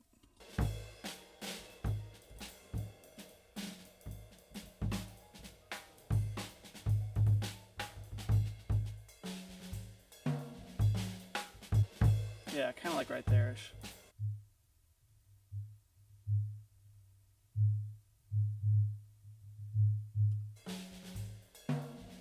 Is that woo, woo, woo kind of sound.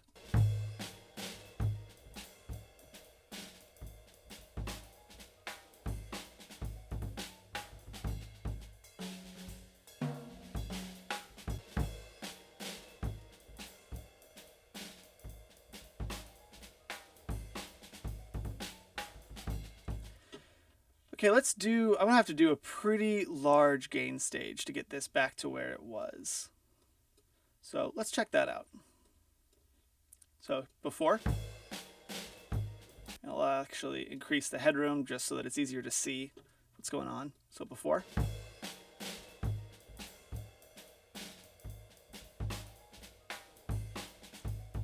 Okay, so kind of like 10 to 5, somewhere in there. And after.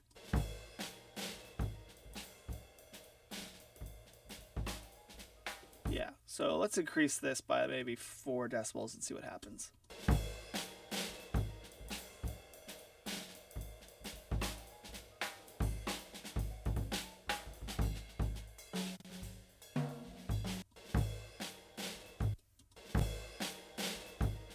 Yeah, that sounds good.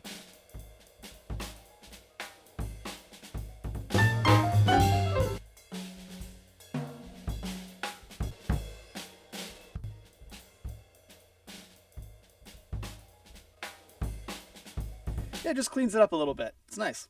Let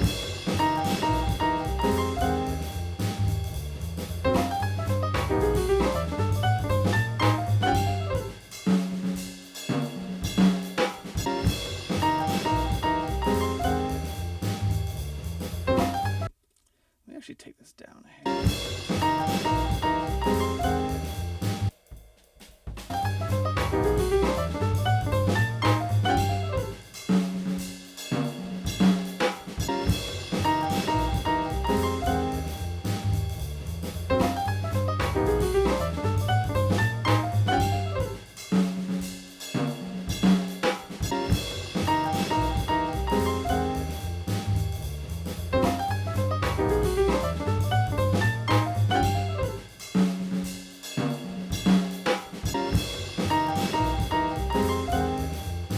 Cool.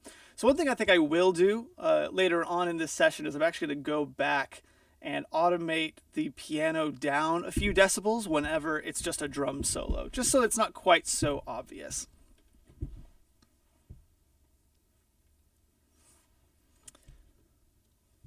Cool. So let's do some panning. Let's start getting our actual space going.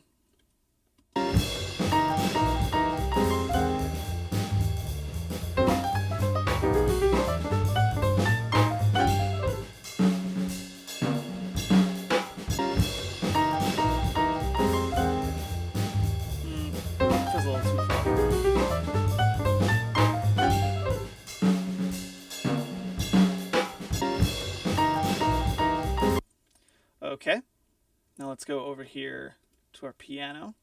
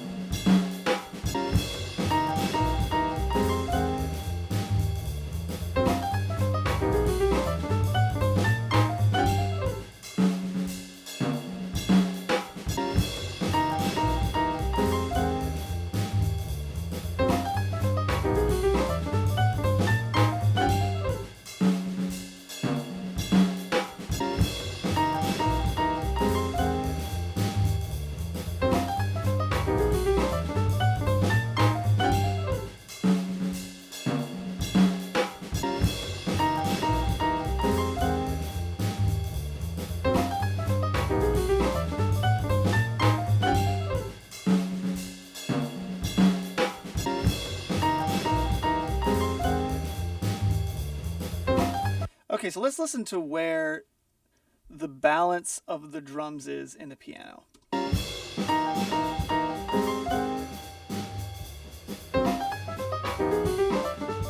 Because there's more drums in our left mic than our right mic.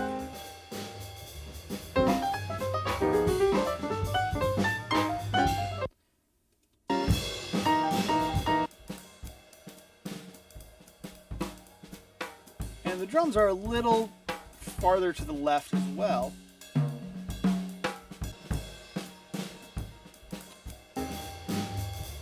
And it's interesting, whenever I have this panned a little bit more to the left than to the right, I think I might actually want to flip that, because it takes the drums really far to the left.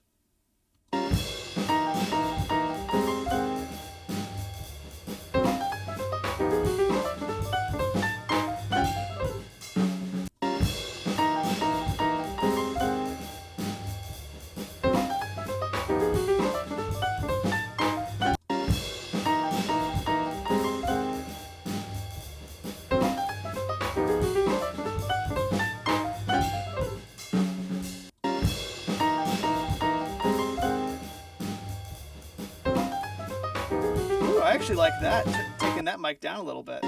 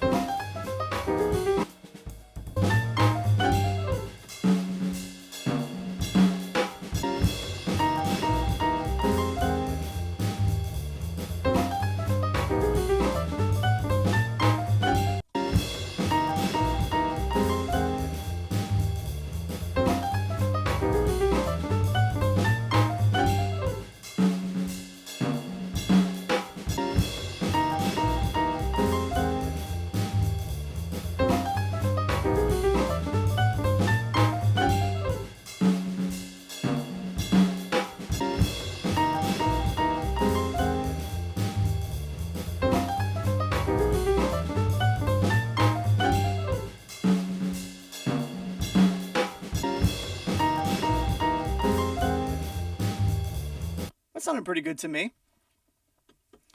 Okay, now I want to put on a little bit of reverb, maybe just to try to soften up some of this really aggressive, very small room reverb. So I'm actually going to use just a larger room reverb. And the way I actually do this is I have two different reverb sends, and on one of them I primarily use early reflections, and on the other I primarily use late reflections. And just because we're on a bit of a time limit, it's not worth me getting too deep into why I do that. But basically, early reflections are the things that tell the ear how far away something is, and late reflections are more just the sound of the reverb itself. So if I want more tone of the reverb, but a little bit less, like I don't want it pushed back as far in the mix, then I'll usually send more of something to the room tone, which has more late reflections, a little bit less to the ambience, which has the early reflections. So I'm just going to grab my standard reverb settings that I love having.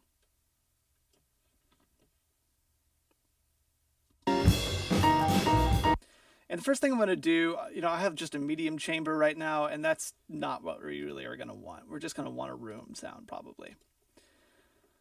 Maybe some sort of,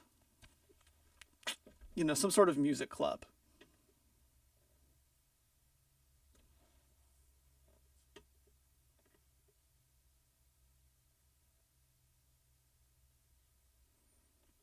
I might try Music Room or Deep Stone. That might be interesting. Let me check this other one.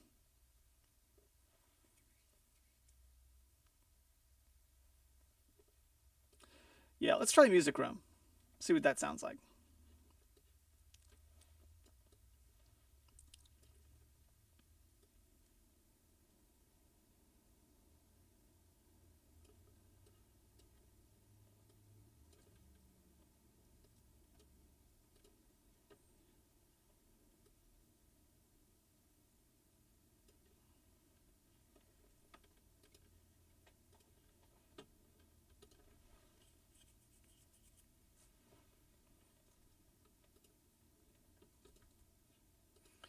And I'm also going to try to time this to the tempo. And this is kind of a fun trick.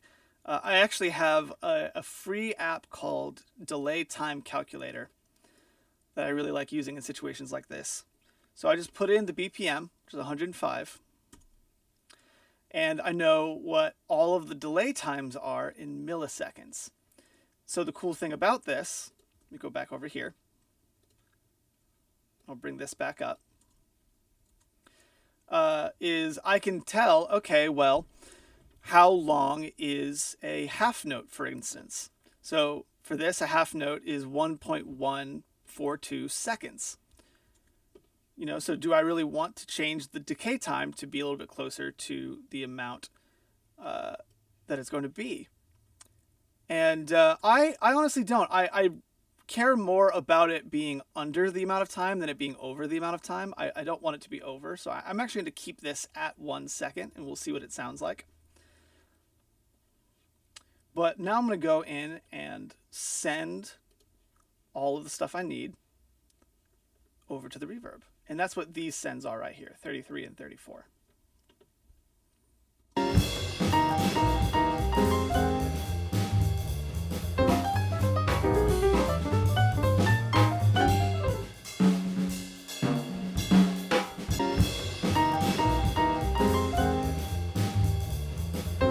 And I'm going to send a lot because we can always just back off the reverb.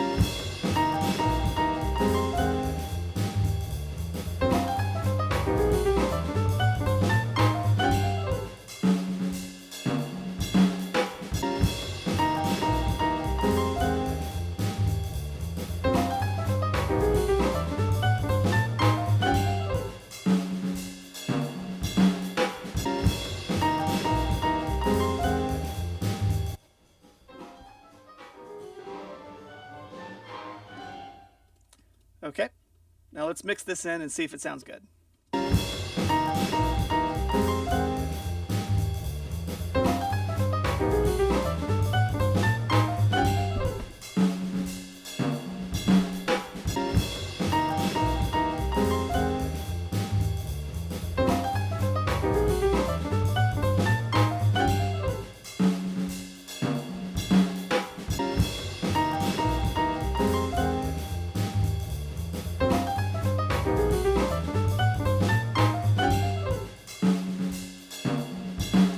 Now I definitely want to push more of the snare and the overheads to the ambience because I want those to be behind the piano. So let's see what this sounds like.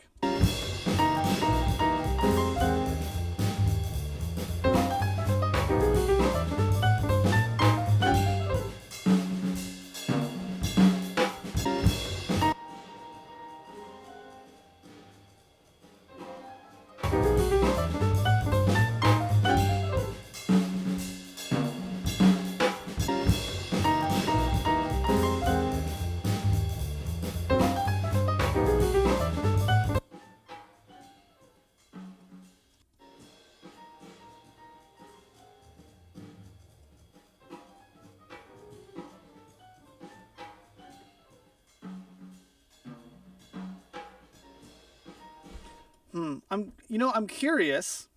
I might actually want to try making this a mono plugin. Because right now the stereo, it might be adding a little bit too much. I'm not sure. I might try summing this to mono and just see what happens.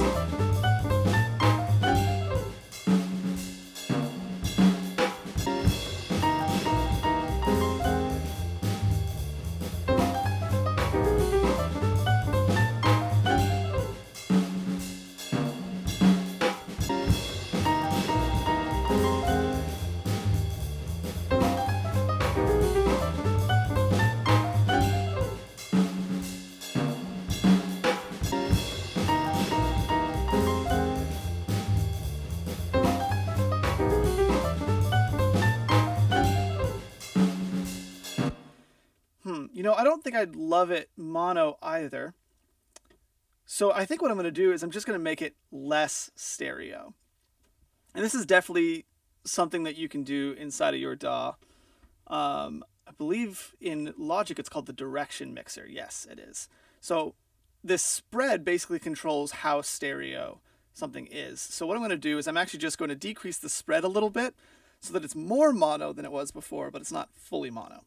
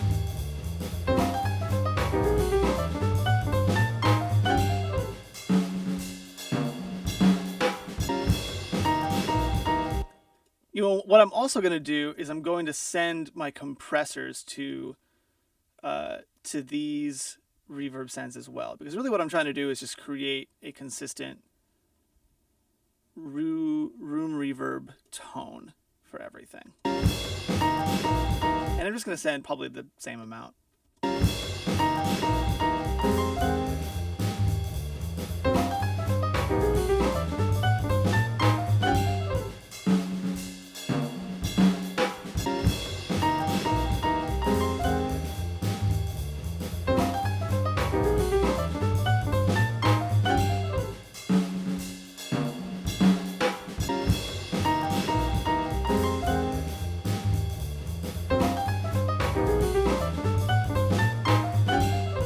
Okay, and now I'm going to readjust.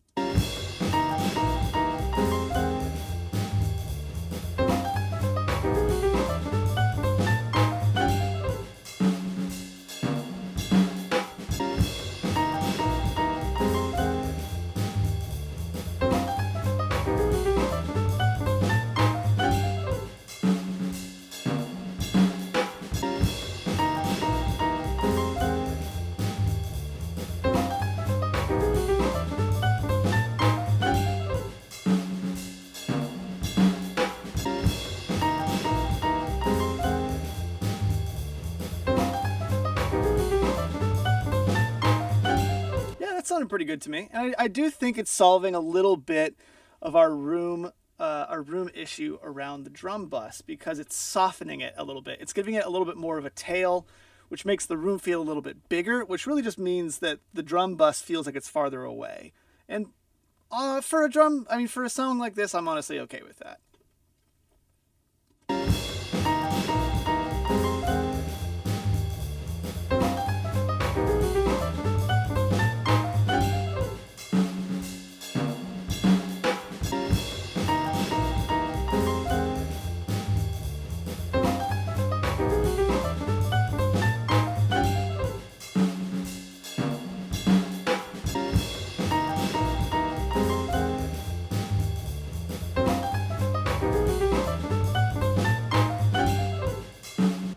Might take it down a hair. It's just a little too aggressive.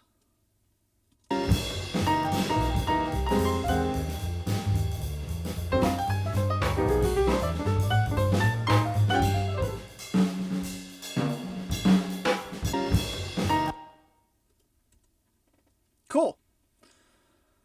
It's sounding pretty good to me. Yeah, we're definitely coming along in this.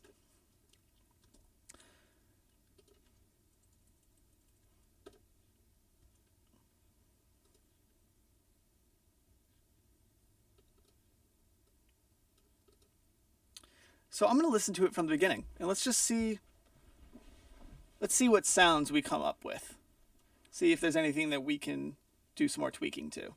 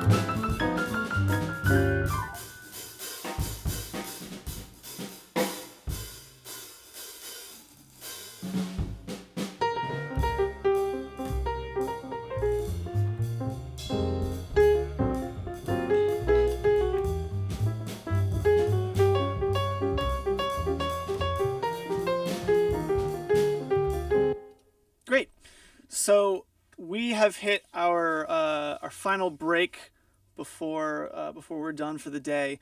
When we come back, we are going to do some volume automation and some final tweaks, and then we'll be done with this mix. So I'll see you all very soon.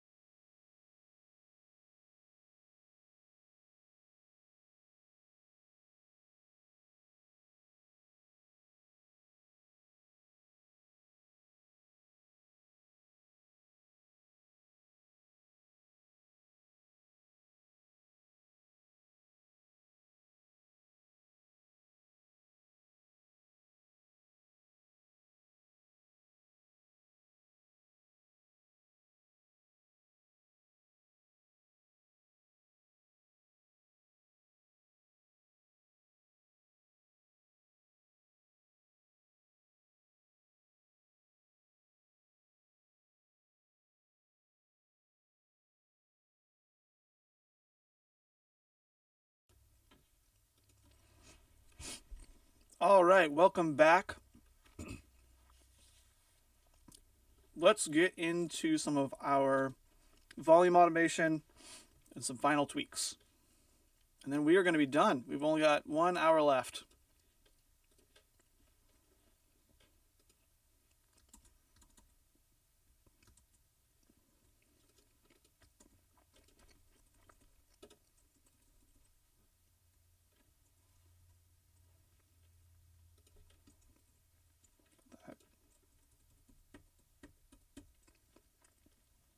Okay. So let's open up our automation lane.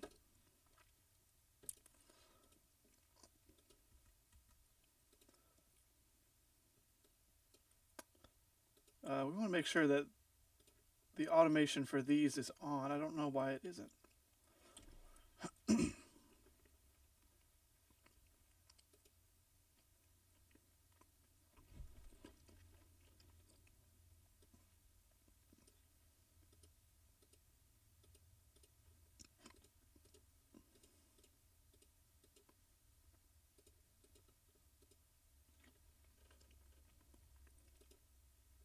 There we go. And pretty much what I'm going to do, well, first of all, what I already know I'm going to do is I'm going to find some of those drum solos and decrease the piano's volume a little bit during those drum solos because it's definitely peaking out quite a bit.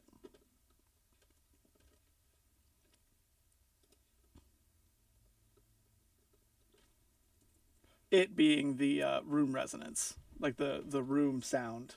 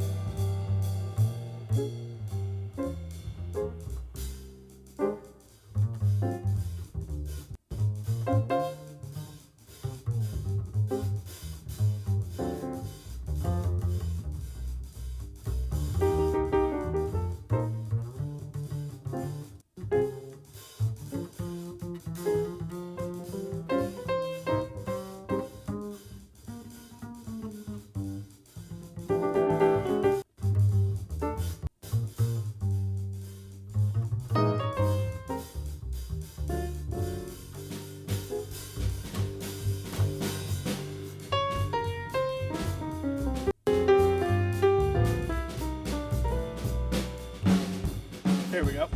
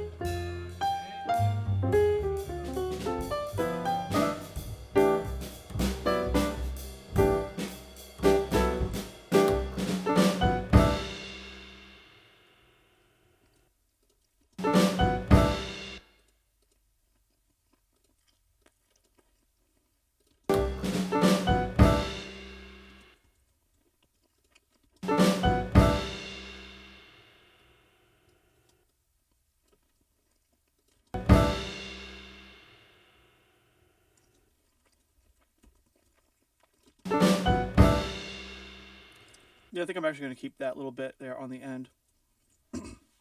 Cool. So that definitely cleaned up the sound a little bit. Now we may have to go in a second and increase the volume there just to make sure that those drum solos are really popping out. But we can get there in a little bit. Next thing I know that I'm going to want to automate up is the bass solo, because that's getting pretty buried. In fact, the bass is getting a little buried overall. I might want to just take it up a hair. Maybe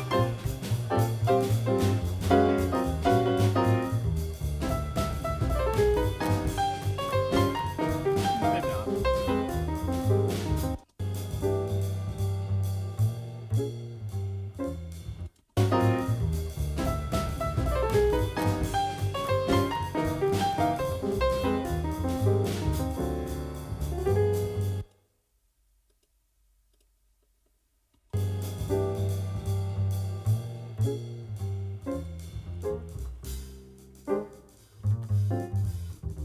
And right here, I'm also going to turn the piano down just a little bit, just so that the bass really shines.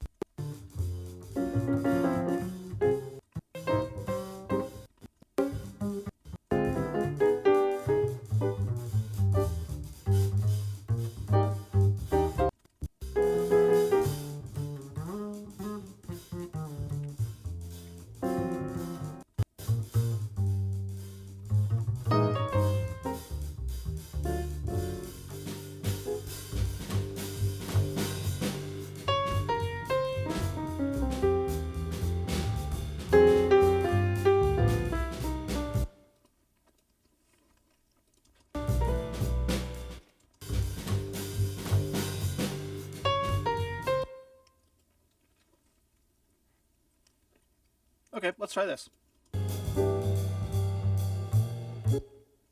Ah, shoot. I put this on the wrong track.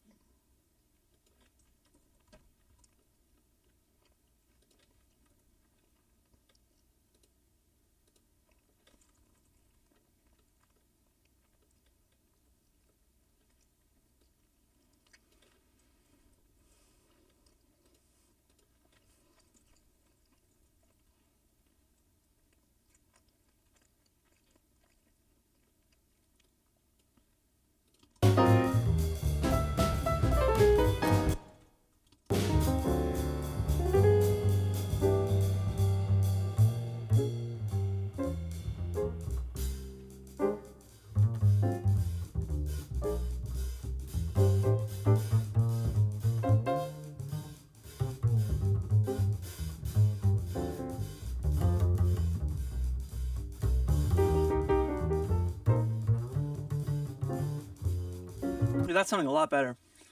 So Dallas has a question. He says, I know with rock tracks, sometimes boosting mid-frequencies in the bass helps the bass sit well in the mix. Do the drums make that impossible in this song? And if possible, wouldn't it work here? Yeah, I honestly could see a little bit of boosting in the upper mids helping this this bass overall. The drums would make it difficult. We have done a little bit of that here already. But it might be worth doing some automation on the EQ and just boosting it a little bit more just to really make sure that it's sticking out.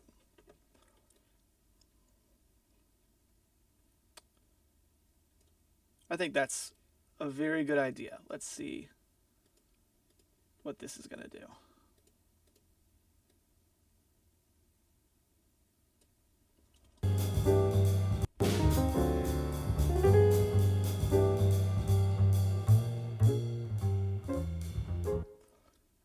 Right here.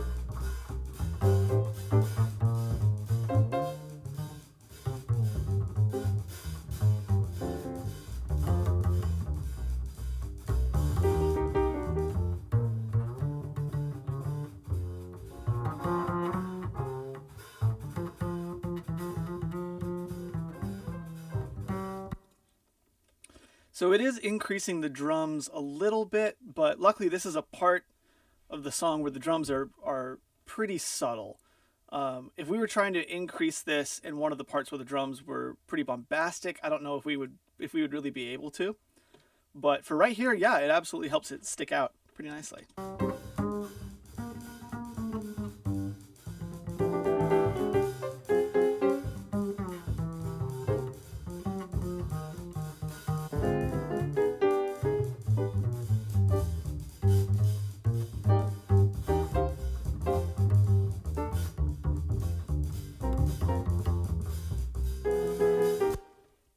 Yeah, I think that sounds great.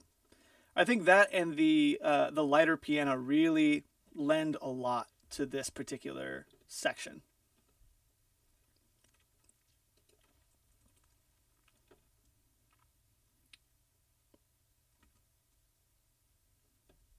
Okay, well, those are the main two things that I knew for a fact I was going to want to automate. I knew I was going to want to take down the piano uh, during those drum solos. I knew I was going to want to increase the bass during its solo. So let's just listen through, and if something hits the ear, we can turn it up or turn it down.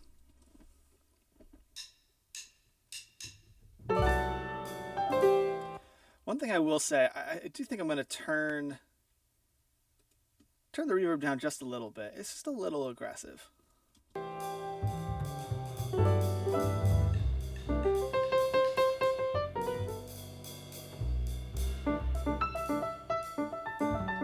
I'm going to try out I'm going to try using a different room sound. One with a larger room. And then putting it lower in the mix to give the sense of a larger space, but not necessarily forcing the listener to hear it.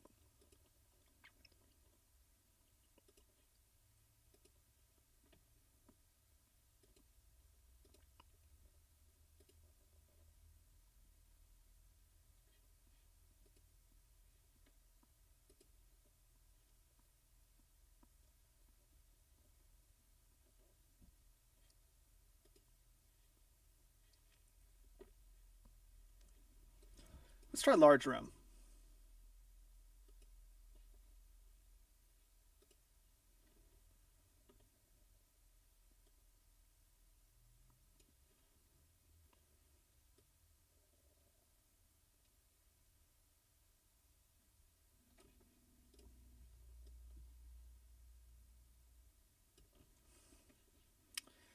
I also want to add some pre-delay because right now there isn't any and it really needs some.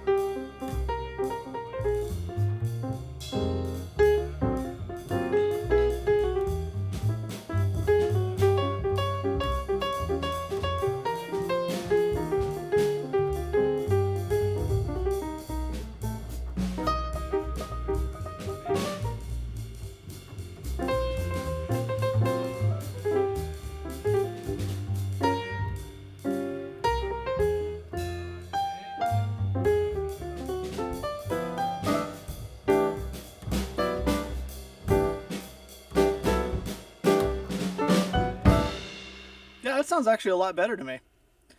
It glues the mix together just a little bit better than the last one did. There's less obviously digital reverb going on. It actually sounds like a performance room.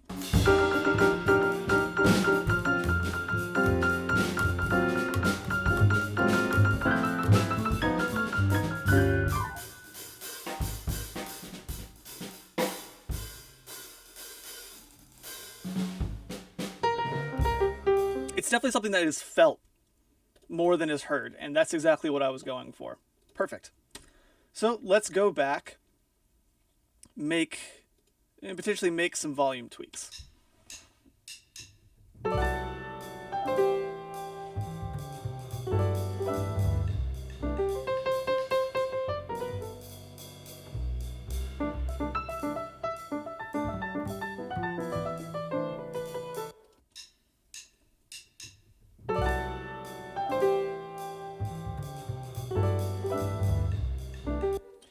Like, for instance, this nice little bass bit. I like that. I want that up.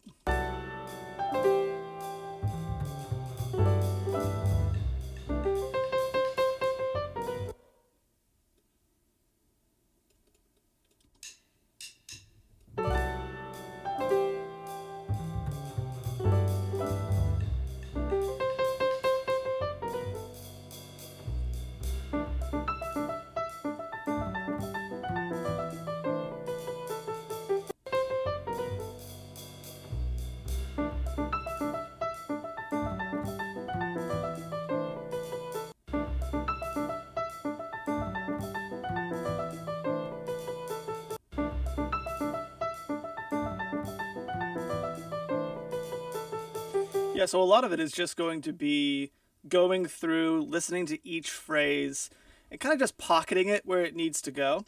We will most likely run out of time before I'm able to actually go through this entire song and do this. So I'm going to just give it more of a general coat of polish than I am going to get quite as detail-oriented as I would before.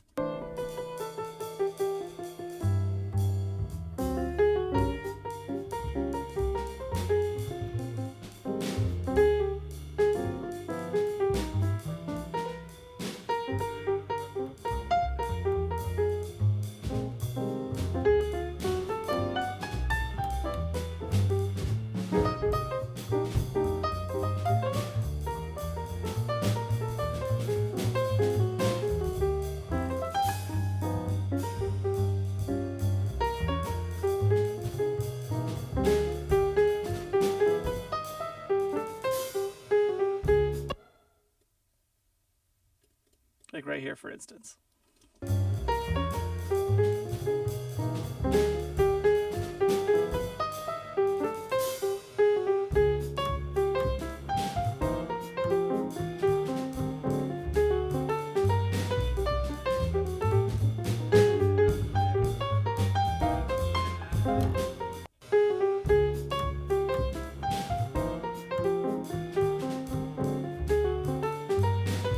Like, this is a good moment that I could give the bass just a little bit of a solo.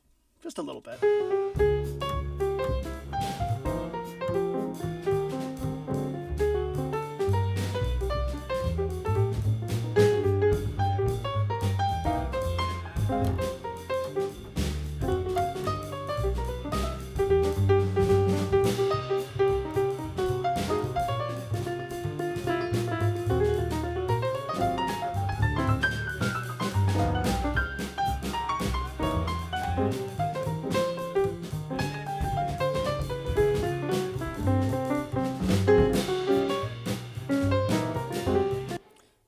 This is just peeking out just a hair.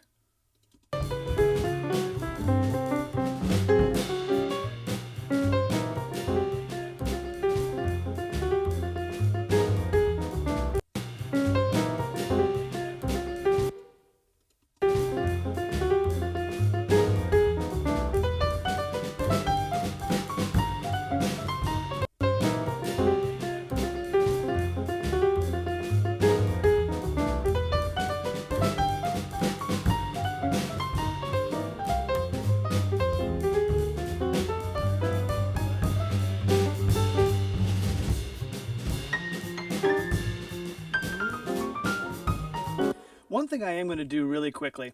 So as I'm listening through this, the kick is just not ringing out like I need it to. And partially that's just because I could probably increase the volume, and partially that's because it's getting covered up by the bass.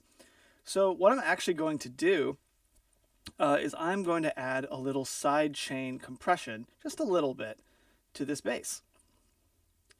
And I'm going to side chain the kick.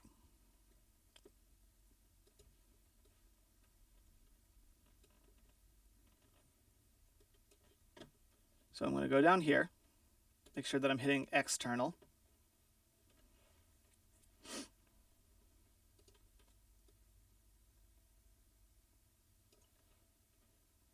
Oh, actually, not for this. And I want to make sure that none of the snare is triggering this side chain. So I'm probably going to actually go in here to my side chain EQ and cut a lot of the top end off so that it's just the bass, just the kick that's triggering it.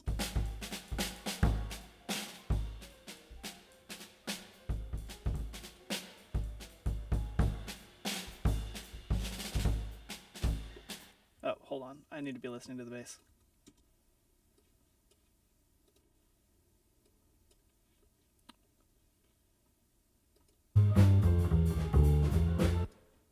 I guess the bass and the kick.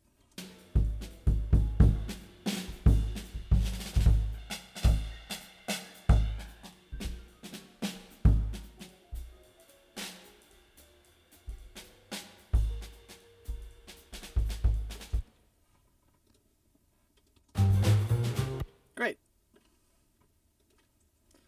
Now, I'm only really wanting to cut out a dB or two. I'm not trying to make any massive changes here. So let's go find a place where it's pretty aggressive. Right here. Okay. And we're going to get a smaller ratio. I'm going to take off auto gain. I'm still wanting a pretty fast attack because I'm wanting to make sure that this is coming down in time for the kick to ring through.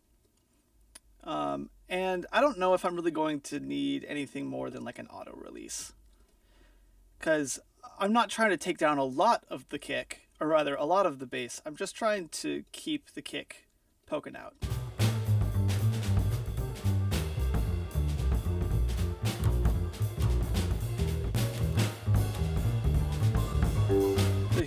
Check out how much better you can hear that.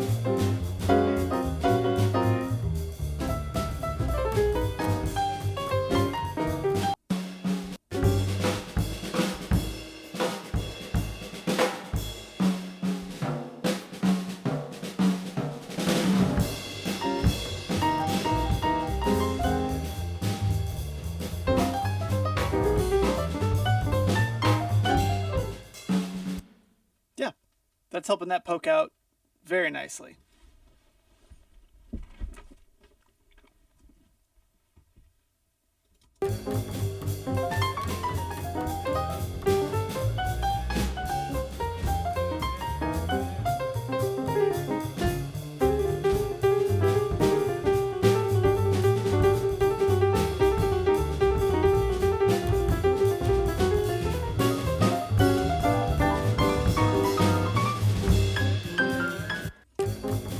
So this is a great example also of a place where I could potentially be building some excitement. So I might want to actually increase the volume slowly while he's doing this really, really impressive piano fill.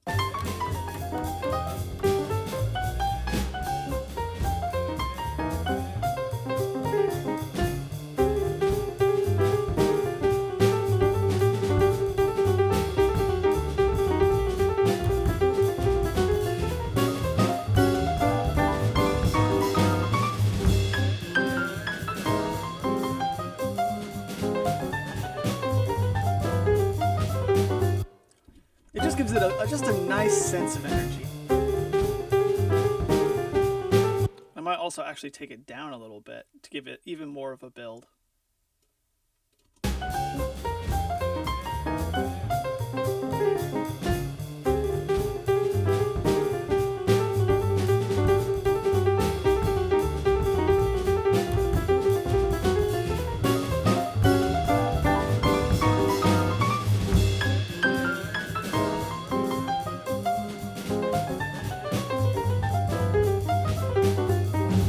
Got a nice exhale there at the end.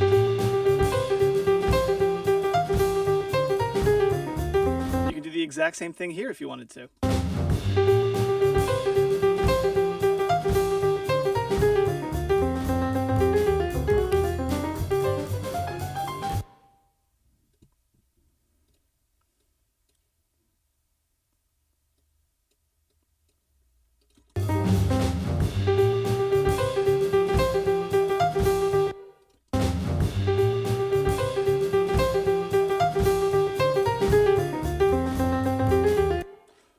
Might want it to go a little bit longer though.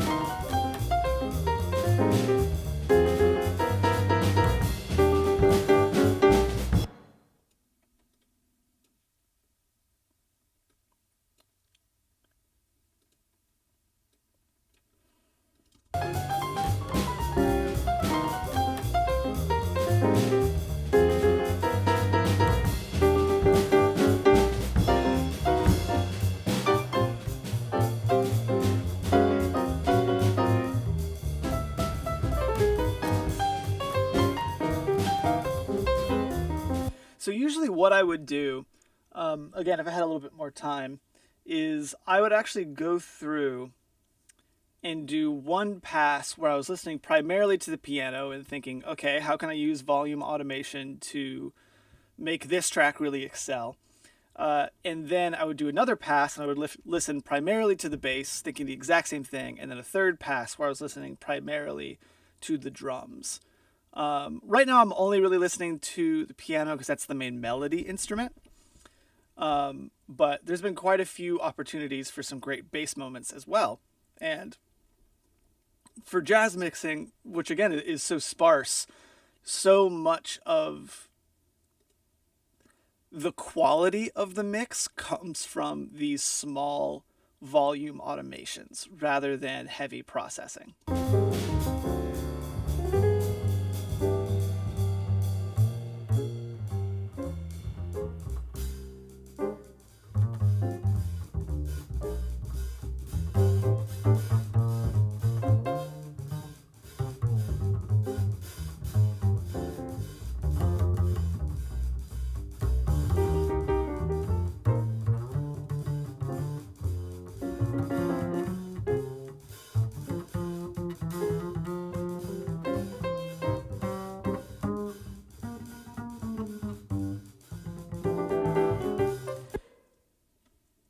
And for example, I would also probably want to automate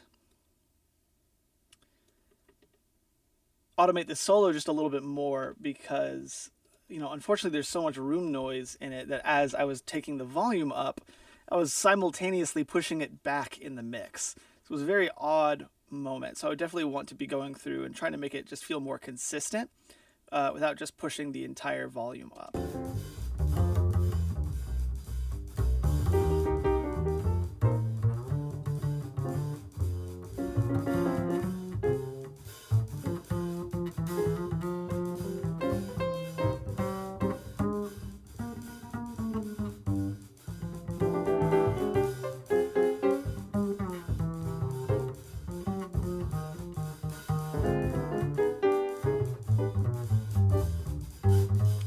because we're trying to keep this dynamic, but we are also trying to keep the melody kind of centered in the same place of the song. If the melody keeps popping in and out and in and out, it's just going to sound unnatural, even if we're keeping it as dynamic as we can.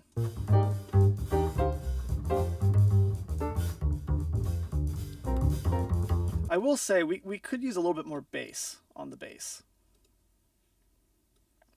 So I might boost here a little bit.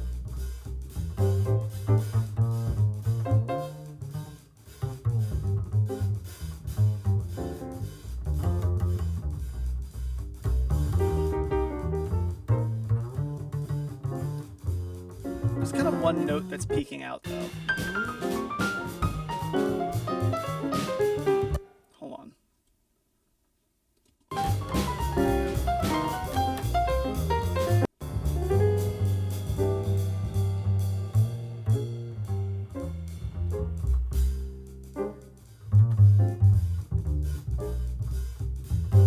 Yeah, I like that one.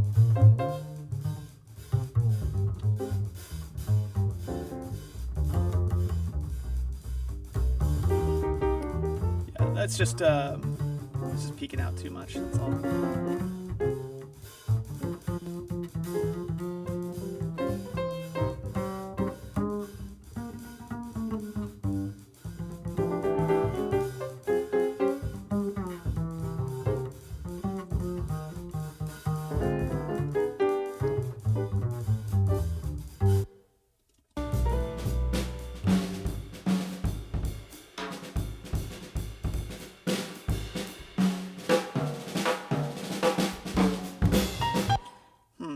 The overheads are sounding. There's something going on with the toms. Like the ring is a little aggressive, so I might want to come in here and maybe try to make a cut around there.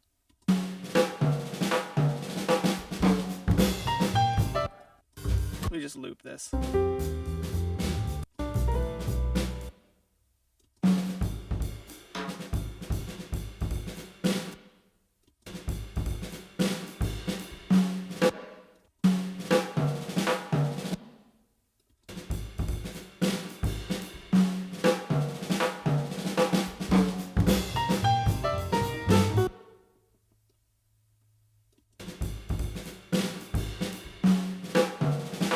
Yes, that boo boo.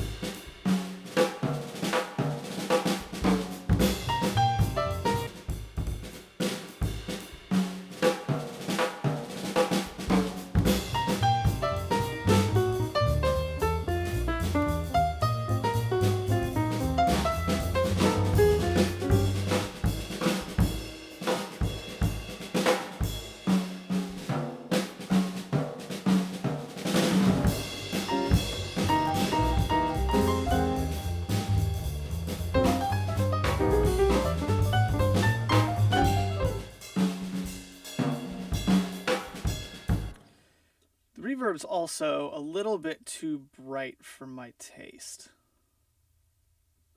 So I might come back on that a little bit as well. Or at least the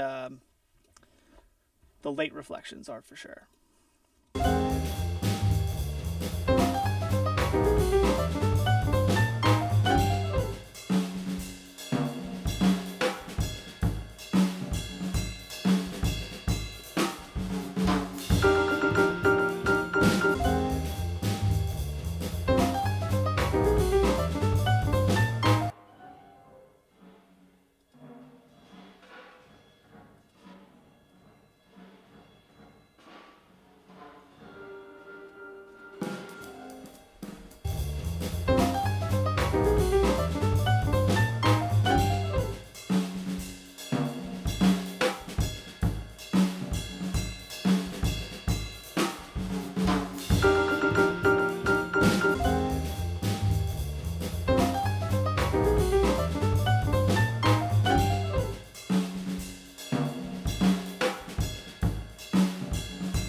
sounds pretty good to me.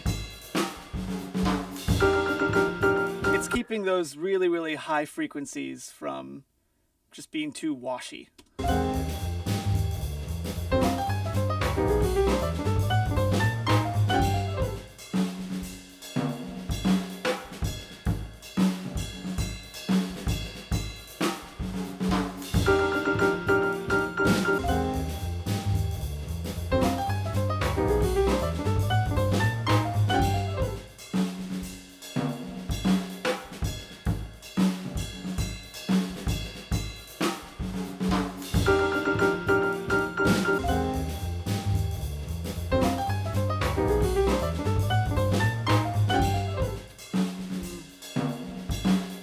I liked it where it was.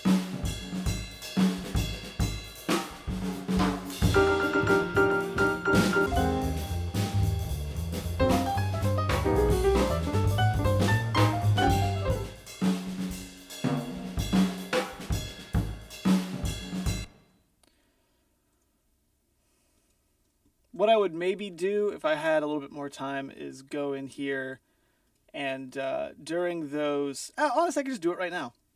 Is right here during these drum solos. So I might just take the room tone down a hair. Nothing too aggressive. But just to keep it from peaking out every single time there's a snare hit.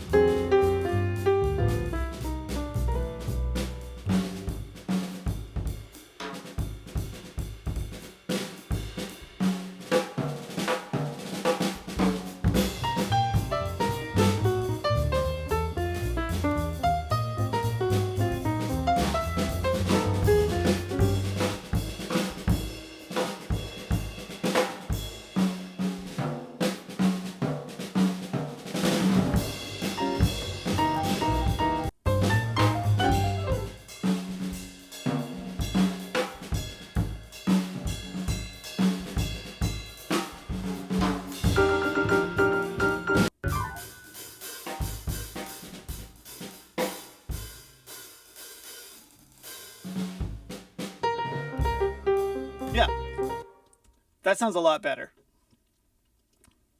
It just keeps, it almost keeps sort of the curtain from being drawn. You know, it doesn't distract the listener to where they're sitting there listening to this jazz track and they're like, oh, there's the reverb. Like, oh, there's the mix. If you can keep a listener from hearing, oh, there's the mix, especially in jazz, then you've done a very, very, very good job at mixing.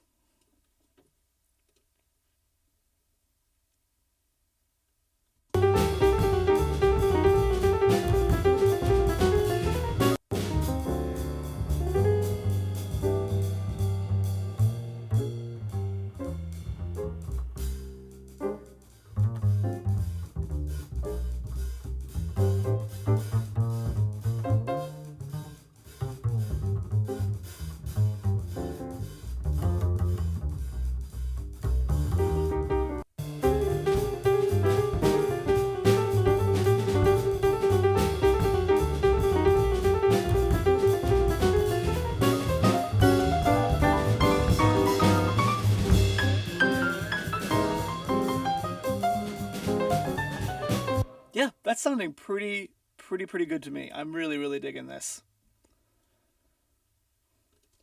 Honestly, I could finish up the last 15 minutes of this just continuing to do some tiny little volume tweaks, but that's really all I would do. There's not really anything else on here that I am feeling so aggressive about that it's like I need to go and change it or add it or something like that. minimal mixing really truly is the key here. So I really want to quickly, just for fun, I want to take everything off and I want to listen to where we started. And then I'm going to put everything back on.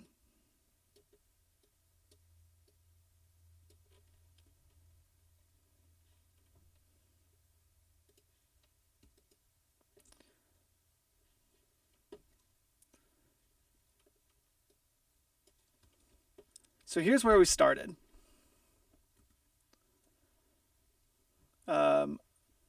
Let's actually go over here.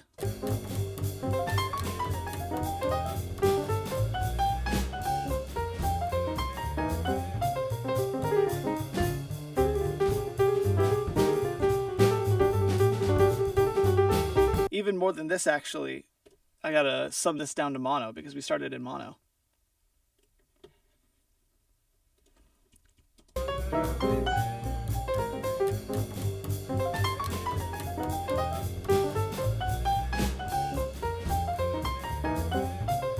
Still sounding really good, but just so much room reverb in those drums.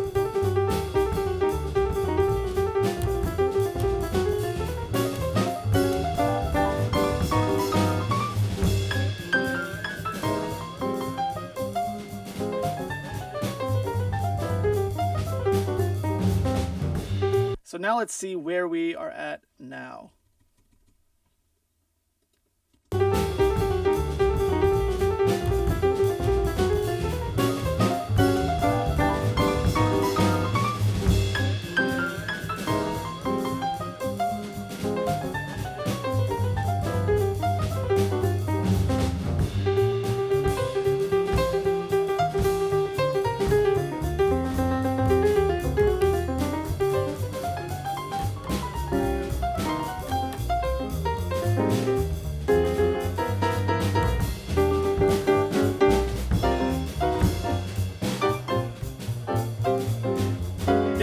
I'm really digging it. And what we did to help out the drums, I really feel like made the drums go from pretty crappy to pretty solid.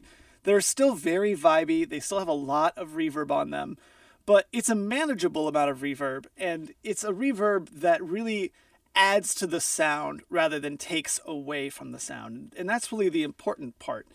You know, it's not that we needed them to be 100% dry. It's just that we needed to manage it so that it added to the overall vibe of the mix.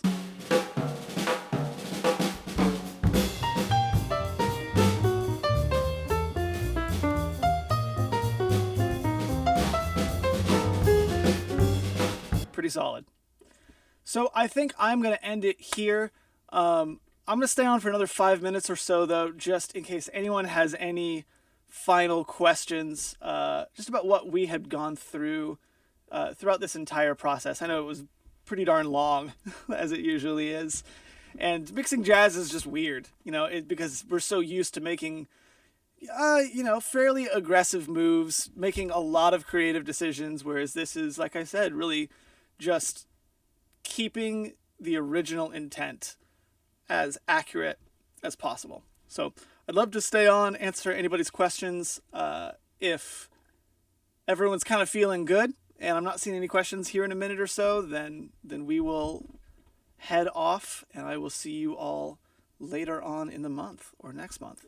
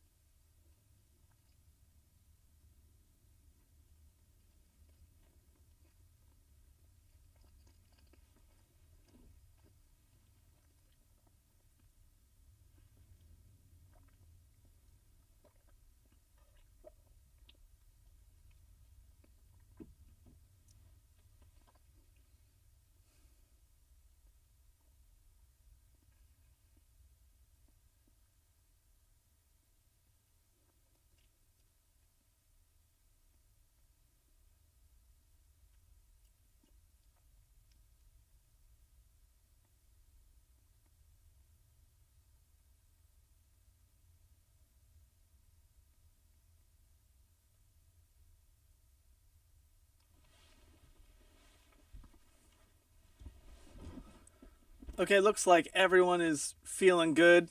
Thank you all so much for coming. It really means, excuse me, unfortunate time for a burp.